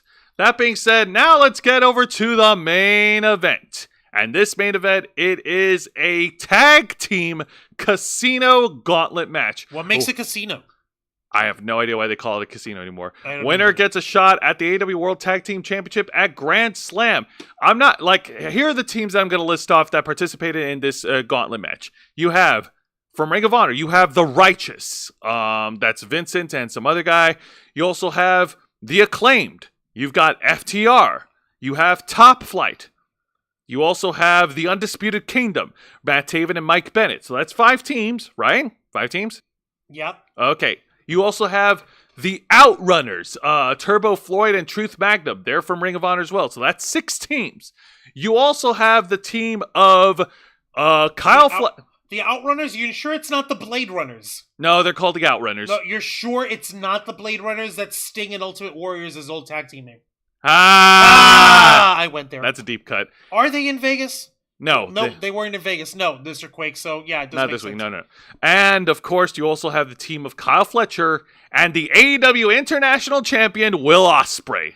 So that's 7 teams that I could think of that were in this match. Yes, 7 teams. 7 tag teams. And it was a fucking banger. I'm not going to go for spot because there's fucking 14 people in the middle of this match. Probably more. More than I could count. With, of course, the Young Bucks watching from upstage in their chairs because they're assholes. And yeah, no. It was... They had a lot of cool moments. Lots of bodies in the ring. Too complicated to go through again. So I'm just going to go straight to the end. Out of all this madness of the Casino Gauntlet match, the winners, and challenging the Young Bucks for the AEW World Tag Titles at Grand Slam, Kyle Fletcher and Will Ospreay. What? You have to excuse me. I zoned out a bit over here. Was this 7 gauntlet tag whatever? Nope, casino, it's no 1 by slot 1 machine, fucking Parcheesi ass, fucking blackjack ass, fucking. I'm obsessed with casinos because I love losing money. Ass, fucking Mac. What's your obsession with ass? Ass. Okay. It's run by an ass. It's run by. My obsession. Hey. Alden Danielson, Alden Danielson, welcome to Wrestle Rewind over here. Rumors of swirling of Motor City Machine Guns debut in NXT on CW. That is correct. It is confirmed. The Motor City Machine Guns will be with WWE, and they will be the face of the tag team division on NXT. And also, Alden Danielson, happy to have you here on this channel, buddy. If this is your first time, go ahead and hit the like and subscribe button, and tell your friends all about the Ravens flock. Exactly. We appreciate you being here, Alden. And Wings of Eternal Night was saying one thing I am happy about with Jack Perry is that he did finally drop the Jungle Boy moniker. It made him sound like a child. It was cute for a while, but when he started out, yeah, it was for like 5 minutes, and then he started trying to be a big man. Yeah, he's trying to be a big boy, all right, by getting himself set on fire. Yeah, like, listen, he can grow himself a beard all the live long day, wear all the big leather jackets, and have all the studded, like, denim jeans that make him look like a cheap Chippendale ripoff man hooker. He looks like a 15-year-old scrawny kid cosplaying as Hyde from that 70s show. Thank you. I was about to fucking... actually, let's not even bring that fucking... No, I brought the character, not the actor. The point is, he still has the... he's still built skinnier than my kid. And that's saying something. Oh my god, your kid can beat Jack Perry! Yeah, my kid can actually beat Jack Perry. All right. Enough talking about beating up adults who look like children. Let's go ahead and now shift gears over to TNA Impact. This is their go-home show before Victory Road, which is tomorrow night. My God, time Friday flies. the 13th. Ooh. Before we do that, candy break. Juan, keep them talking. Okay, Mr. Quake, actually, Jungle Boy hit the gym. He can hit the gym with a freaking 18-wheeler, and he'll still be a scrawny-ass little idiot. And Vicente was saying, please, WWE, don't ruin Motor City Machine Guns. I don't think they can. Only because the Motor City Machine Guns have built themselves a massive repertoire working in TNA all this time, so I'm pretty convinced that Motor City Machine Guns, they're pretty much secure. They're not going to be fucked with. Besides, they're going to have a better reputation in WWE than in AEW. They were just brought in for one match in All Out 2 years ago, and then that's it. Yeah, and at this point, when it comes to, here's one other example: the heart and soul of TNA back when it was TNA and Impact. AJ Styles, when he showed up in WWE, and through his time in WWE, him as like a performer, his work in the ring has stayed on top no matter what. His in-ring promo stuff, where he's getting himself involved in angles and stuff, that is where he's gotten better because he's able to work with people who do that shit better. The only thing that can happen with the Motor City Machine Guns is that they'll also get better at that aspect of the craft. That is correct. That's my 2 cents. I'm sticking to it. All right. So let's get into TNA Impact. The opening contest is Steve Maclin going one-on-one. Alexander Hammerstone. Oh, shit. He's pulling double duty. I know. Steve Maclin goes one-on-one against Hammerstone. Oh, my God. Okay, so I'm sure they mentioned how Hammerstone challenged Obafemi at NXT 2 days prior. Kayfabe, by the way, guys, remember TNA records all their stuff. So that's gonna come up later. Remember this; it is important. Oh no, you're absolutely right. Steve Maclin versus Hammerstone. They did mention it, and Steve Maclin apparently has now turned babyface, and he's taking on against the giant monster heel of Hammerstone. Hammerstone, of course, using his power to overwhelm Steve Maclin. Steve Maclin was able to fire back at a little bit of offense. Even at one point, hits a crosshairs attack onto Hammerstone while he was hang upside down in the turnbuckle. What's up? Hold on, Macklin's the babyface here? Yeah, Macklin's a babyface. He turned into babyface after feuding with Eric Young. Okay, and Eric Young's a heel now? No, Eric Young they're both babyfaces. They're now have respect for each other. Okay. It's one of those things. Okay, and that respect turned Steve Maclin into a good guy. Yeah. Fuck it, I'll take it. Don't think too hard. Yeah. Hammerstone was able to, of course, fire back, hitting more of his array of offenses, including an avalanche overhead belly-to-belly suplexes, tossing Steve Maclin across from the ring. Wow. Yeah, that's some hot. Wait, like diagonally corner to opposing corner. Diagonally corner to corner, over the shoulder, on the top turnbuckle, a super overhead belly-to-belly. Oh God! Okay. Horrible thought. Name for that. Over the shoulder boulder holder. Ah, that's a good one. Don't leave me hanging. I didn't see you there. Sorry. Hammerstone's about to close in on his victory, but Steve Maclin was able to roll up Hammerstone to steal the victory. Your winner, Steve Maclin. But then after the match, Hammerstone was pissed off. He continued the assault on Steve Maclin, locking in the torture rack until out comes Eric Young to save Steve Maclin. Then Hammerstone flees from the ring, and Hammerstone is now aligned with another monster dude in Jake Something. Wait, what? Jake Something? But he was a good guy. Now Jake Something's a heel. When did this happen? I don't fuck. Maybe it was happening that 1 week when we took a break from last week. When we skip out on 1 week of TNA, and all of a sudden everything's gone to shit. I don't know who's a babyface. I don't know who's a heel. I don't know who to cheer for. What's going on in this crazy topsy-turvy world? Make it make sense. It's okay. Like I'll try to follow along. Vicente saying, with the power of Deonna Purrazzo coursing through his veins, you'd think he's almost as strong as Hammerstone for one night. He did manage to get the win. There's that. You're right. All right. Now let's get over to the exciting match of the night, and it's a match so nice that they did it twice. These two tag teams are running it back. Yep. Give it a second here. Yep.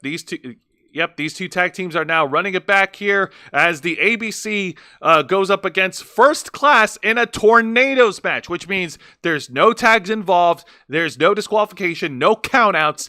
Anything goes in a Tornado tag team match. Lazy booking. Hey, stop it. Never. They wrestled in a normal tag match last week where ABC beat First Class, okay?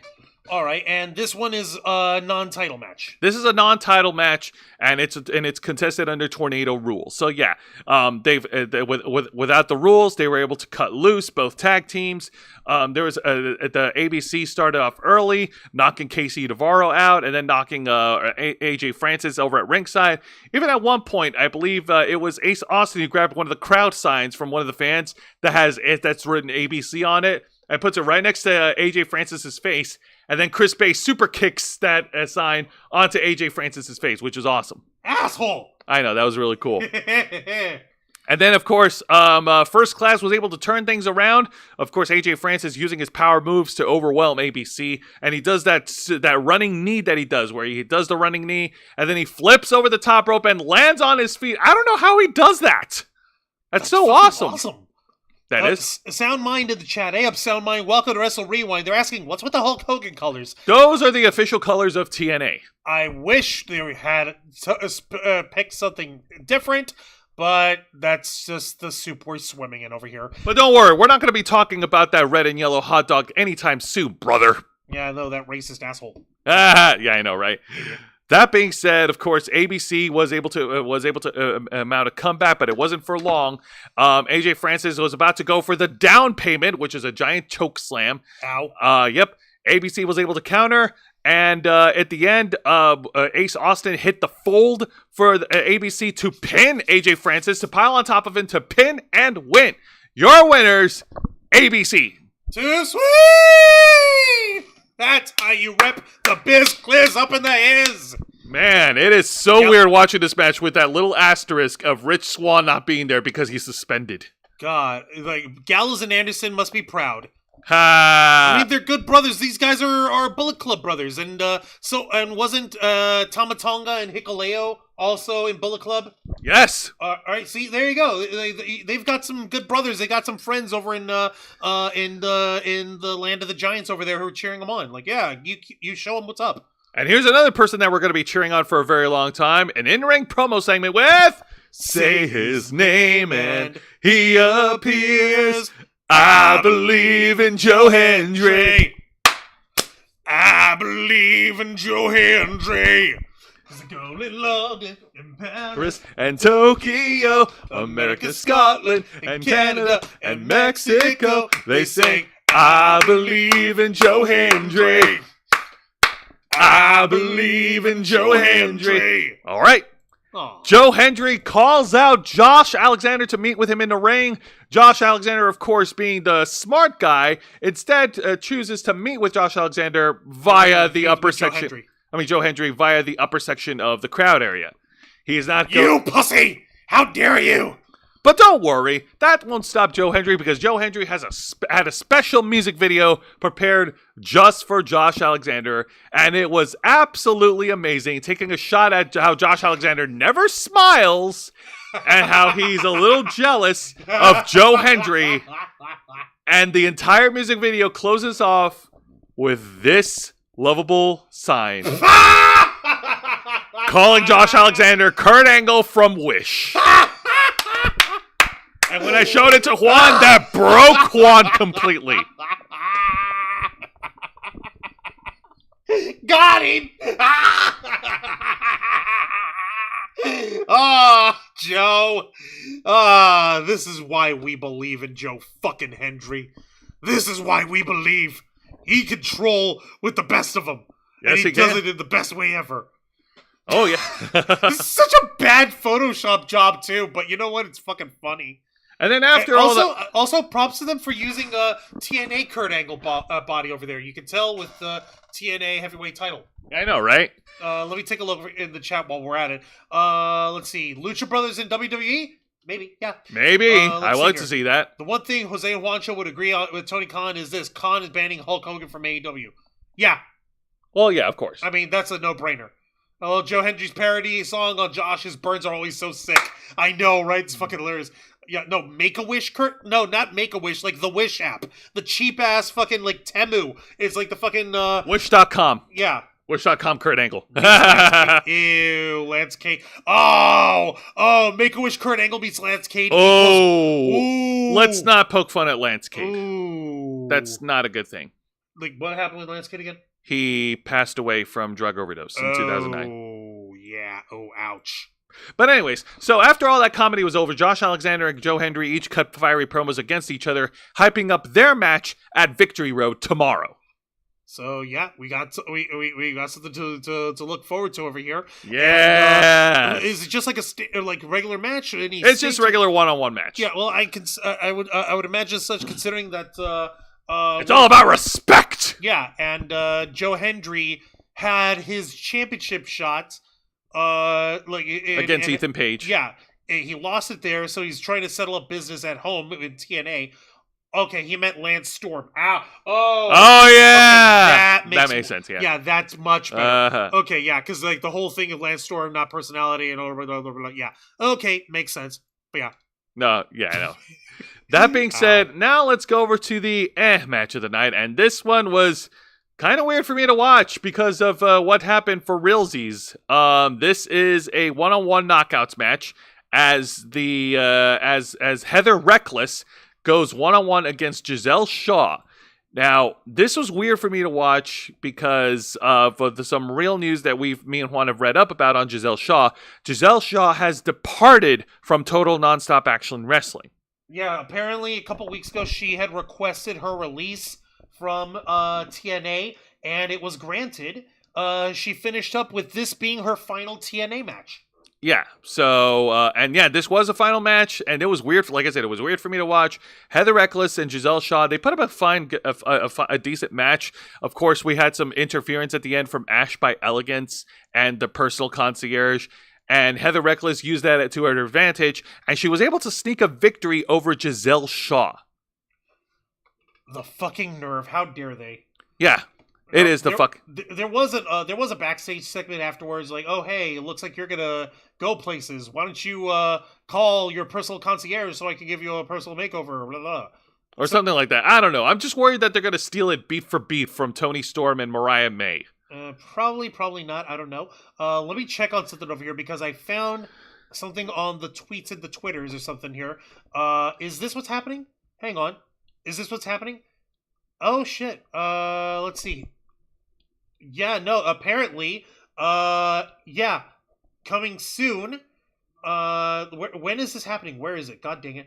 A 2-night event, Maple Leaf Pro Wrestling, Forged in Excellence. We're going to have the Ring of Honor Women's World Championship on the line as Athena defends her Women's World title against Giselle Shaw. Oh! In MLP Wrestling. So I guess that's where, that's her next big move here.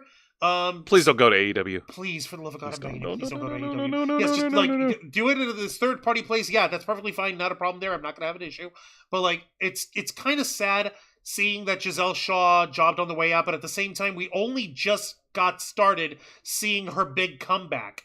So I want to know where this is going. I just hate that she wasn't given the respect that she tried so hard to earn. Like, she never got a shot. She never got a chance to become TNA Knockouts World Champion. I know, right? What the fuck is that all about? It's so weird.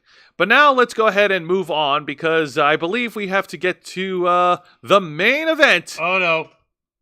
Oh, no, we don't get to go to the main event yet. Oh, yeah, that's right. We do have a bad segment to talk about. I was about to fucking say, you can't escape this one, dork. This one was a very weird video package for me to watch. It's a video package featuring Jonathan Gresham, and apparently he's wrestling his inner demons, and he's wrestling the urge to not go back into that silly octopus gimmick. So it's Jonathan Gresham arguing in black and white with Jonathan Gresham. Complete with tentacles. I'm sorry, the fuck? Oh, God.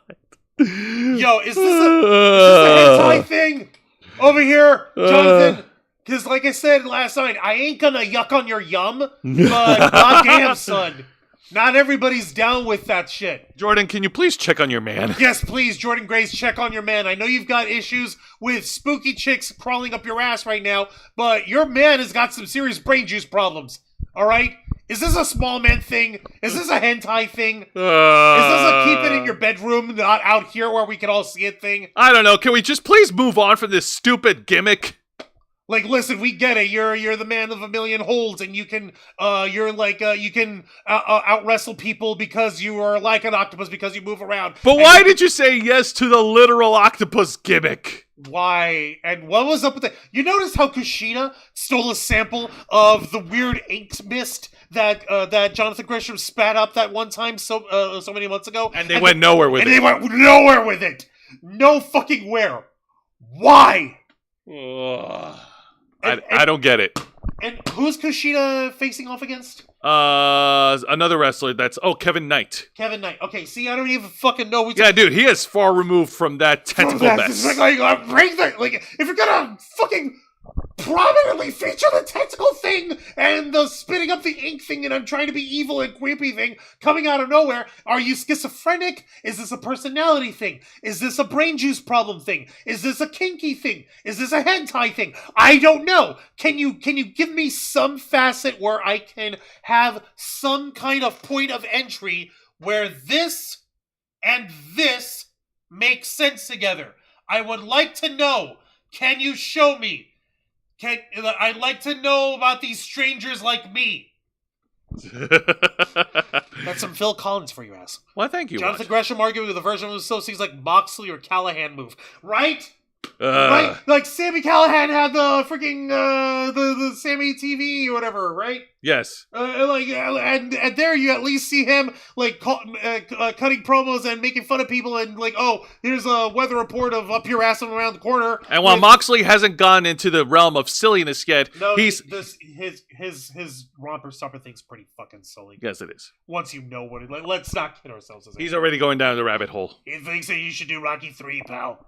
You should lose, and then you should come back and you should hit me, bro. All because Jon Moxley didn't want to lose to CM Punk in one match. Yeah, no, fucking dork. Anyways, enough about that crap. Let's get to the main event of TNA Impact, and it's a tag team match. Holla, holla! And it's more importantly, wait, I can't holla. You didn't say playa.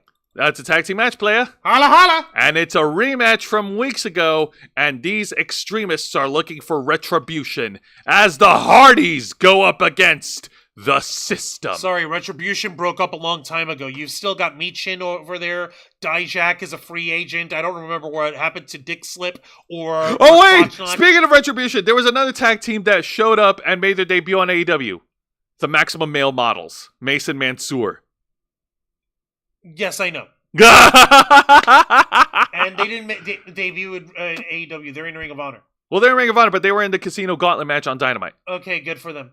Oh, come on, they're funny. You like their act, right? The Maximum Male Models? But in AEW. But in AEW. Oh, you're showing your promotion bias? Yes. Wow. Come on, we're supposed to be better than tribalism. Okay, yeah, we are supposed to be better than tribalism, but here's the fucking problem. Mason Mansoor had the ingredients, but unfortunately, they got shoveled in together in a way that fucking impeded Maxine Dupree and LA Knight. Those two became an afterthought in their own stable. How fucked is that? Ugh, think of an alternate timeline to what it'd been if LA Knight got fired. If it weren't for Vince... still Max Dupree. Well, still Max Dupree if Vince McMahon wasn't outed for his Hush Money scandal. Yeah.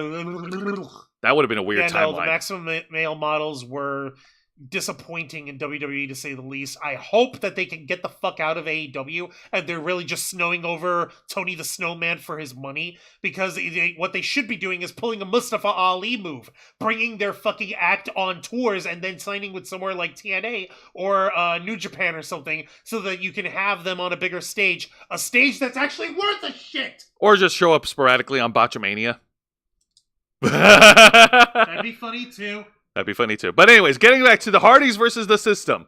And yeah, once again, the Hardys are pulling out the hallmark moves despite their age, despite how they've slowed down a little bit. They still pull out their hallmarks. They pulled out the poetry in motion. Jeff Hardy pulls out the whisper in the wind. Jeff Hardy was getting beaten down by the System early on against Eddie Edwards and Brian Myers. He gets the hot tag on Matt Hardy. Matt Hardy's a ball of fire. He unloads on both guys. He does a dive. He went V1 He went V1 as if it was 2003 again. Like, why are we 2003ing Matt Hardy? That was 21 years ago. Yep. Matt, what the fuck, buddy? Matt Hardy goes to the top rope and hits an elbow drop onto one of the members of the System. And then, of course, thanks to Alicia Edwards' interference at ringside, that bitch. The bitch. The System were able The to... nerve. The System regained control and put some hurting onto version 1 Matt Hardy.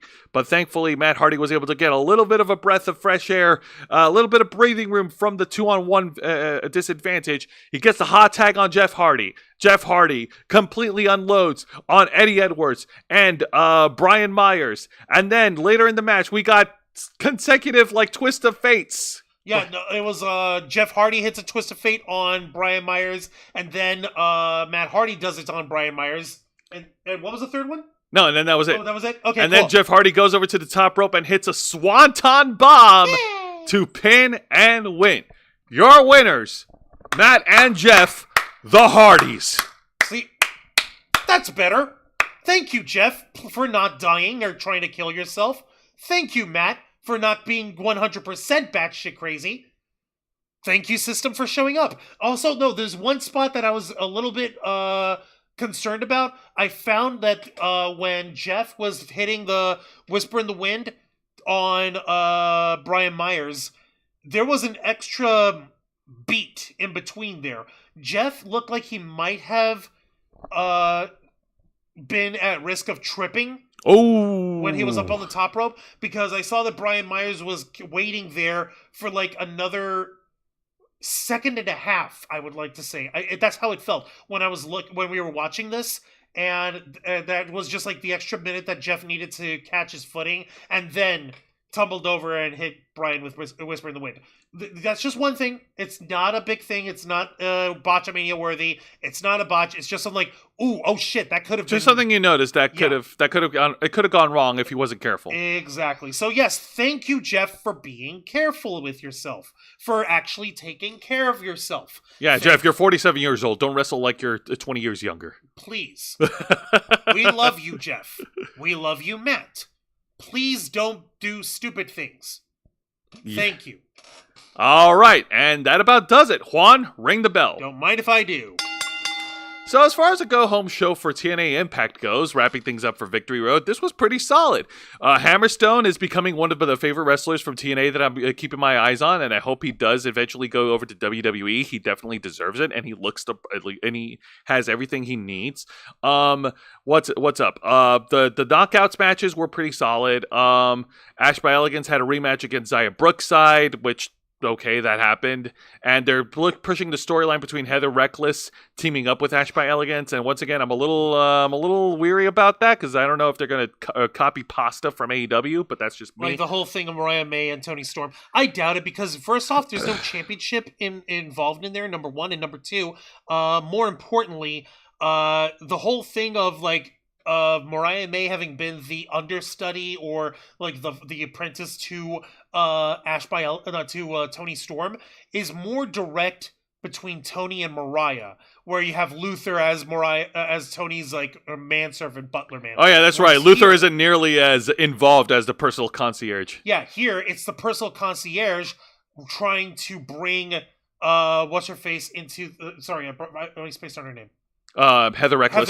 Heather Reckless. There we go. It's like he's trying to bring her into his sphere of influence rather than Ash by Elegance wanting to adopt someone to be her successor or to be her understudy or her underling. It's more it's got the feeling of maybe they're trying to go for personal concierge being oh hey, this is the new shiny doll. I don't want to play with Ash by Elegance anymore. That's a possibility, but we'll see what happens. I don't know. Now, the Hardys being in the main event, that was fun. And, of course, I think the biggest takeaway is the fucking music video from Joe Hendry to Josh Alexander. That goes without saying. Also, Giselle Shaw, thank you very much for the memories. Thank you for being awesome on TNA. For the love of God, get away from Tony's money. I know it's tempting. Stay away from Jacksonville. Stay away from Tony Khan. Now, this week's edition of AEW Dynamite, the fallout from All Out, that was also pretty good. Christian Cage's opening promo. It can't be fallout from All Out without a brawl out. That's unfair. All right, fine. The aftermath of All Out. There you go. Christian Cage's promo on Bryan Danielson was fucking brutal. My goodness. Once again, Christian showing that he's a master at getting heat. Thank you for that. The Casino Gauntlet match was overloaded, it was overbooked, but it was still fun to watch because of all the shit that happened in there. And I'm sorry I couldn't call it all, but like there was 8 tag teams. 16 people. Fuck, man. But anyways, Ricochet versus Sammy Guevara was also pretty good. Let's see here. There was also a match involving the Learning Tree, but I didn't give two shits because I want to be far removed from Chris Jericho as possible. I hope you don't mind, Juan. Yes, no, please get it away from Jericho. And the whole idea of so many number one contenders for the AEW World Title, like, bro, chill out. Just focus on one number one contender. Why are we giving so many title opportunities to people like Darby Allin or Nigel McGuinness? Like, I understand Christian winning it because he won it at the Casino Gauntlet match at All In, but where the fuck did these two other guys come from? Look, where do they get off at having getting a title shot? That's what I fucking mean. There's no fucking order. There's no fucking structure. There's so many great matches, and we're the best stretch still here. And we're gonna take over, and WWE's gonna be crying and whimpering, and we're gonna be the best. Listen, this isn't... sure, go ahead and do that with 3/4 of the fucking arena tarped over. But that's not what's important. The attendance isn't what's important. It's the ratings. Yeah, the ratings have been slipping on a year-to-year basis. The ratings is not what's important. The demo's what's important. The demo's also been slipping. Well, why did you just say people enjoy wrestling? Because you guys are being fucking idiots, goalpost shifting, Meltzer sniffing motherfuckers. Go melt yourself. Freebird in the chat. Punk farted. He blew out his rectum, which gets a run to the family. Who the hell is this? That is such a weird fucking thing to say. That's a very weird take. Why Julia's getting a title shot in NXT? It's fucking Julia, man. What do you want? Yeah, dude. Julia's awesome. You've seen her matches, right? I've seen her matches, and I'm not even that big of a wrestling nerd. Anyways. I love wrestling, but I'm not that big of a nerd. Anyways, what I was trying to say... No, you're fine. I gotta stop you there. Before you continue again. Meltzer's sniffing idiots. But no, what I was trying to say is, it's just like, this isn't Pirates of the Caribbean World's End. You don't just give the bloody title away to anybody, okay? Moving on. That's what I was going to say. It's not really just anybody. It's like giving them away without a purpose. Yeah. Now, this week's edition of WWE NXT was fucking solid. Great opening tag match, and the Bloodline showing up from out of nowhere. I like to see how that plays into NXT. Assholes. I know, right? Hammerstone challenging Obafemi was awesome, and Sol Ruka challenging Jordan Grace for the Knockouts title was equally awesome.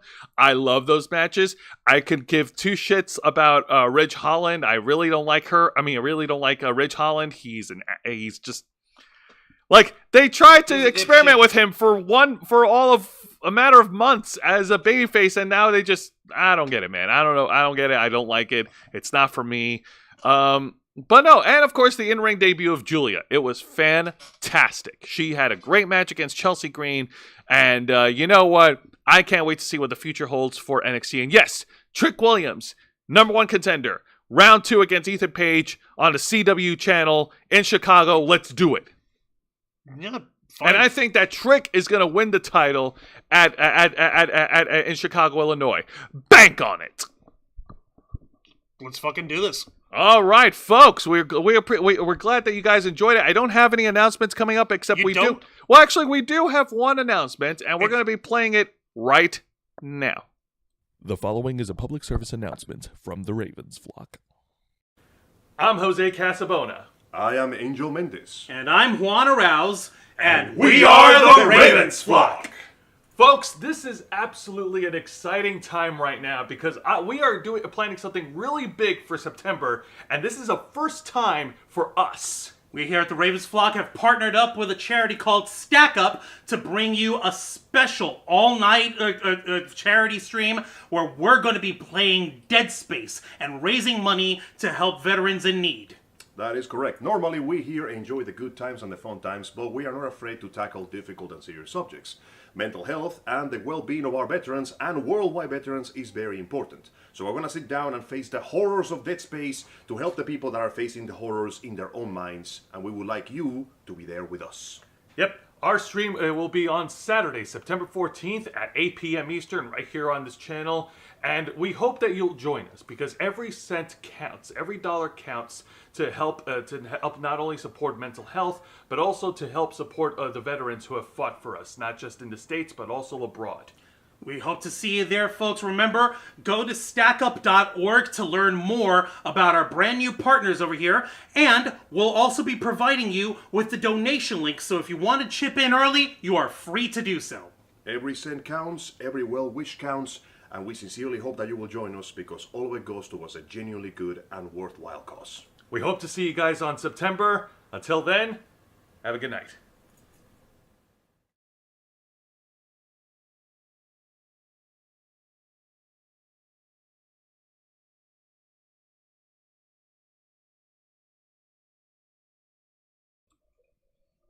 That's right, folks. Our charity live stream will be Saturday night at 8 p.m. Eastern, right here on this channel. And I can't wait for all you guys to tune in. It's going to be fantastic. We're going to have all the members of the channel joining us as we do a playthrough of Dead Space. Yep, we're breaking out the old school PlayStation 3. We're playing this on native fucking hardware. We're going old school, because there is no school like old school. And it's much more importantly to the fucking point, we're doing this for an excellent cause. We're helping veterans in need, and we're really proud to be partnered up with Stack Up in order to provide you with this charity fun live stream. That's right. All proceeds are going directly to help fund, to help veterans with the mental health programs, and not just veterans in the States, but also allied veterans as well. Exactly. And just to show our appreciation, and just to let you guys know how much we appreciate you all participating, we got a little bonus over here from our buddies at Glitch Energy. You're going to want to listen to this. May I turn the camera? Yeah, go ahead, go ahead. All right. So, give me your fucking mic. Double mic power, assholes. All right. So, point is,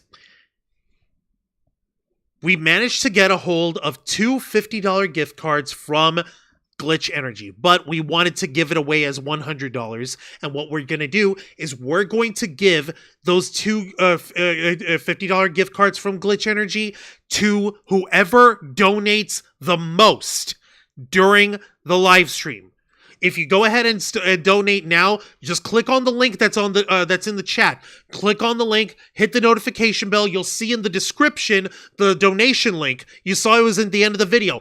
Go and donate there and get yourself a head start. If it's $1, $2, $3, whatever, the total amount that you throw in to help these guys out, that'll go towards your cost. That'll go towards your total. And at the end of the day, when the live stream's over and when we finally have our tally pulled up, whoever donated the most will get a free set of gift cards worth $100 from our partners at Glitch Energy. So don't think that we ain't looking out for y'all. We know that it's been tough for folks to get a hold of stuff at Glitch Energy. Now, you don't have to worry about that. All you got to do is donate to a good cause, and we'll make sure that you're handsomely rewarded. So, yes, you can call it a bribe. No, I don't give a damn. No, it's not a bribe. It is an incentive. It is a prize. It is a special way of saying thank you, and we appreciate everyone who's going to tune in this Saturday night, 8 p.m. Eastern Time, for our Stack Up charity stream, as Jose so cleverly named Lost in Dead Space. So, yeah,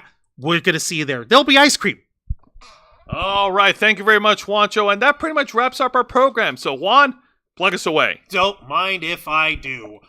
Ladies and gentlemen, boys and girls, and everybody in between, thank you very much for watching this week's live stream edition of Wrestle Rewind, hosted by Jose Casabona!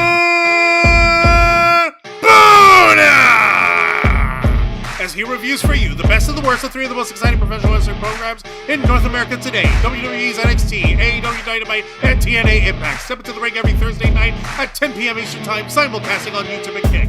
Hit the subscribe and the follow button, ring the notification bell to stay up to date on all of our content. Become an interflocker by hitting the join button, and until next time, continue to follow us on Facebook.com/TheRavensFlock, Twitter.com/RavensFlock13, Instagram.com/TheRavensFlockOnline, Kick.com/TheRavensFlock, and of course, remember to hit the subscribe button and ring the tiny little notification bell right here on our flagship platform, YouTube.com/TheRavensFlock, humble home of the Black Files, Los Amigos Play, Wrestle Rewind, and The Ravens Flock.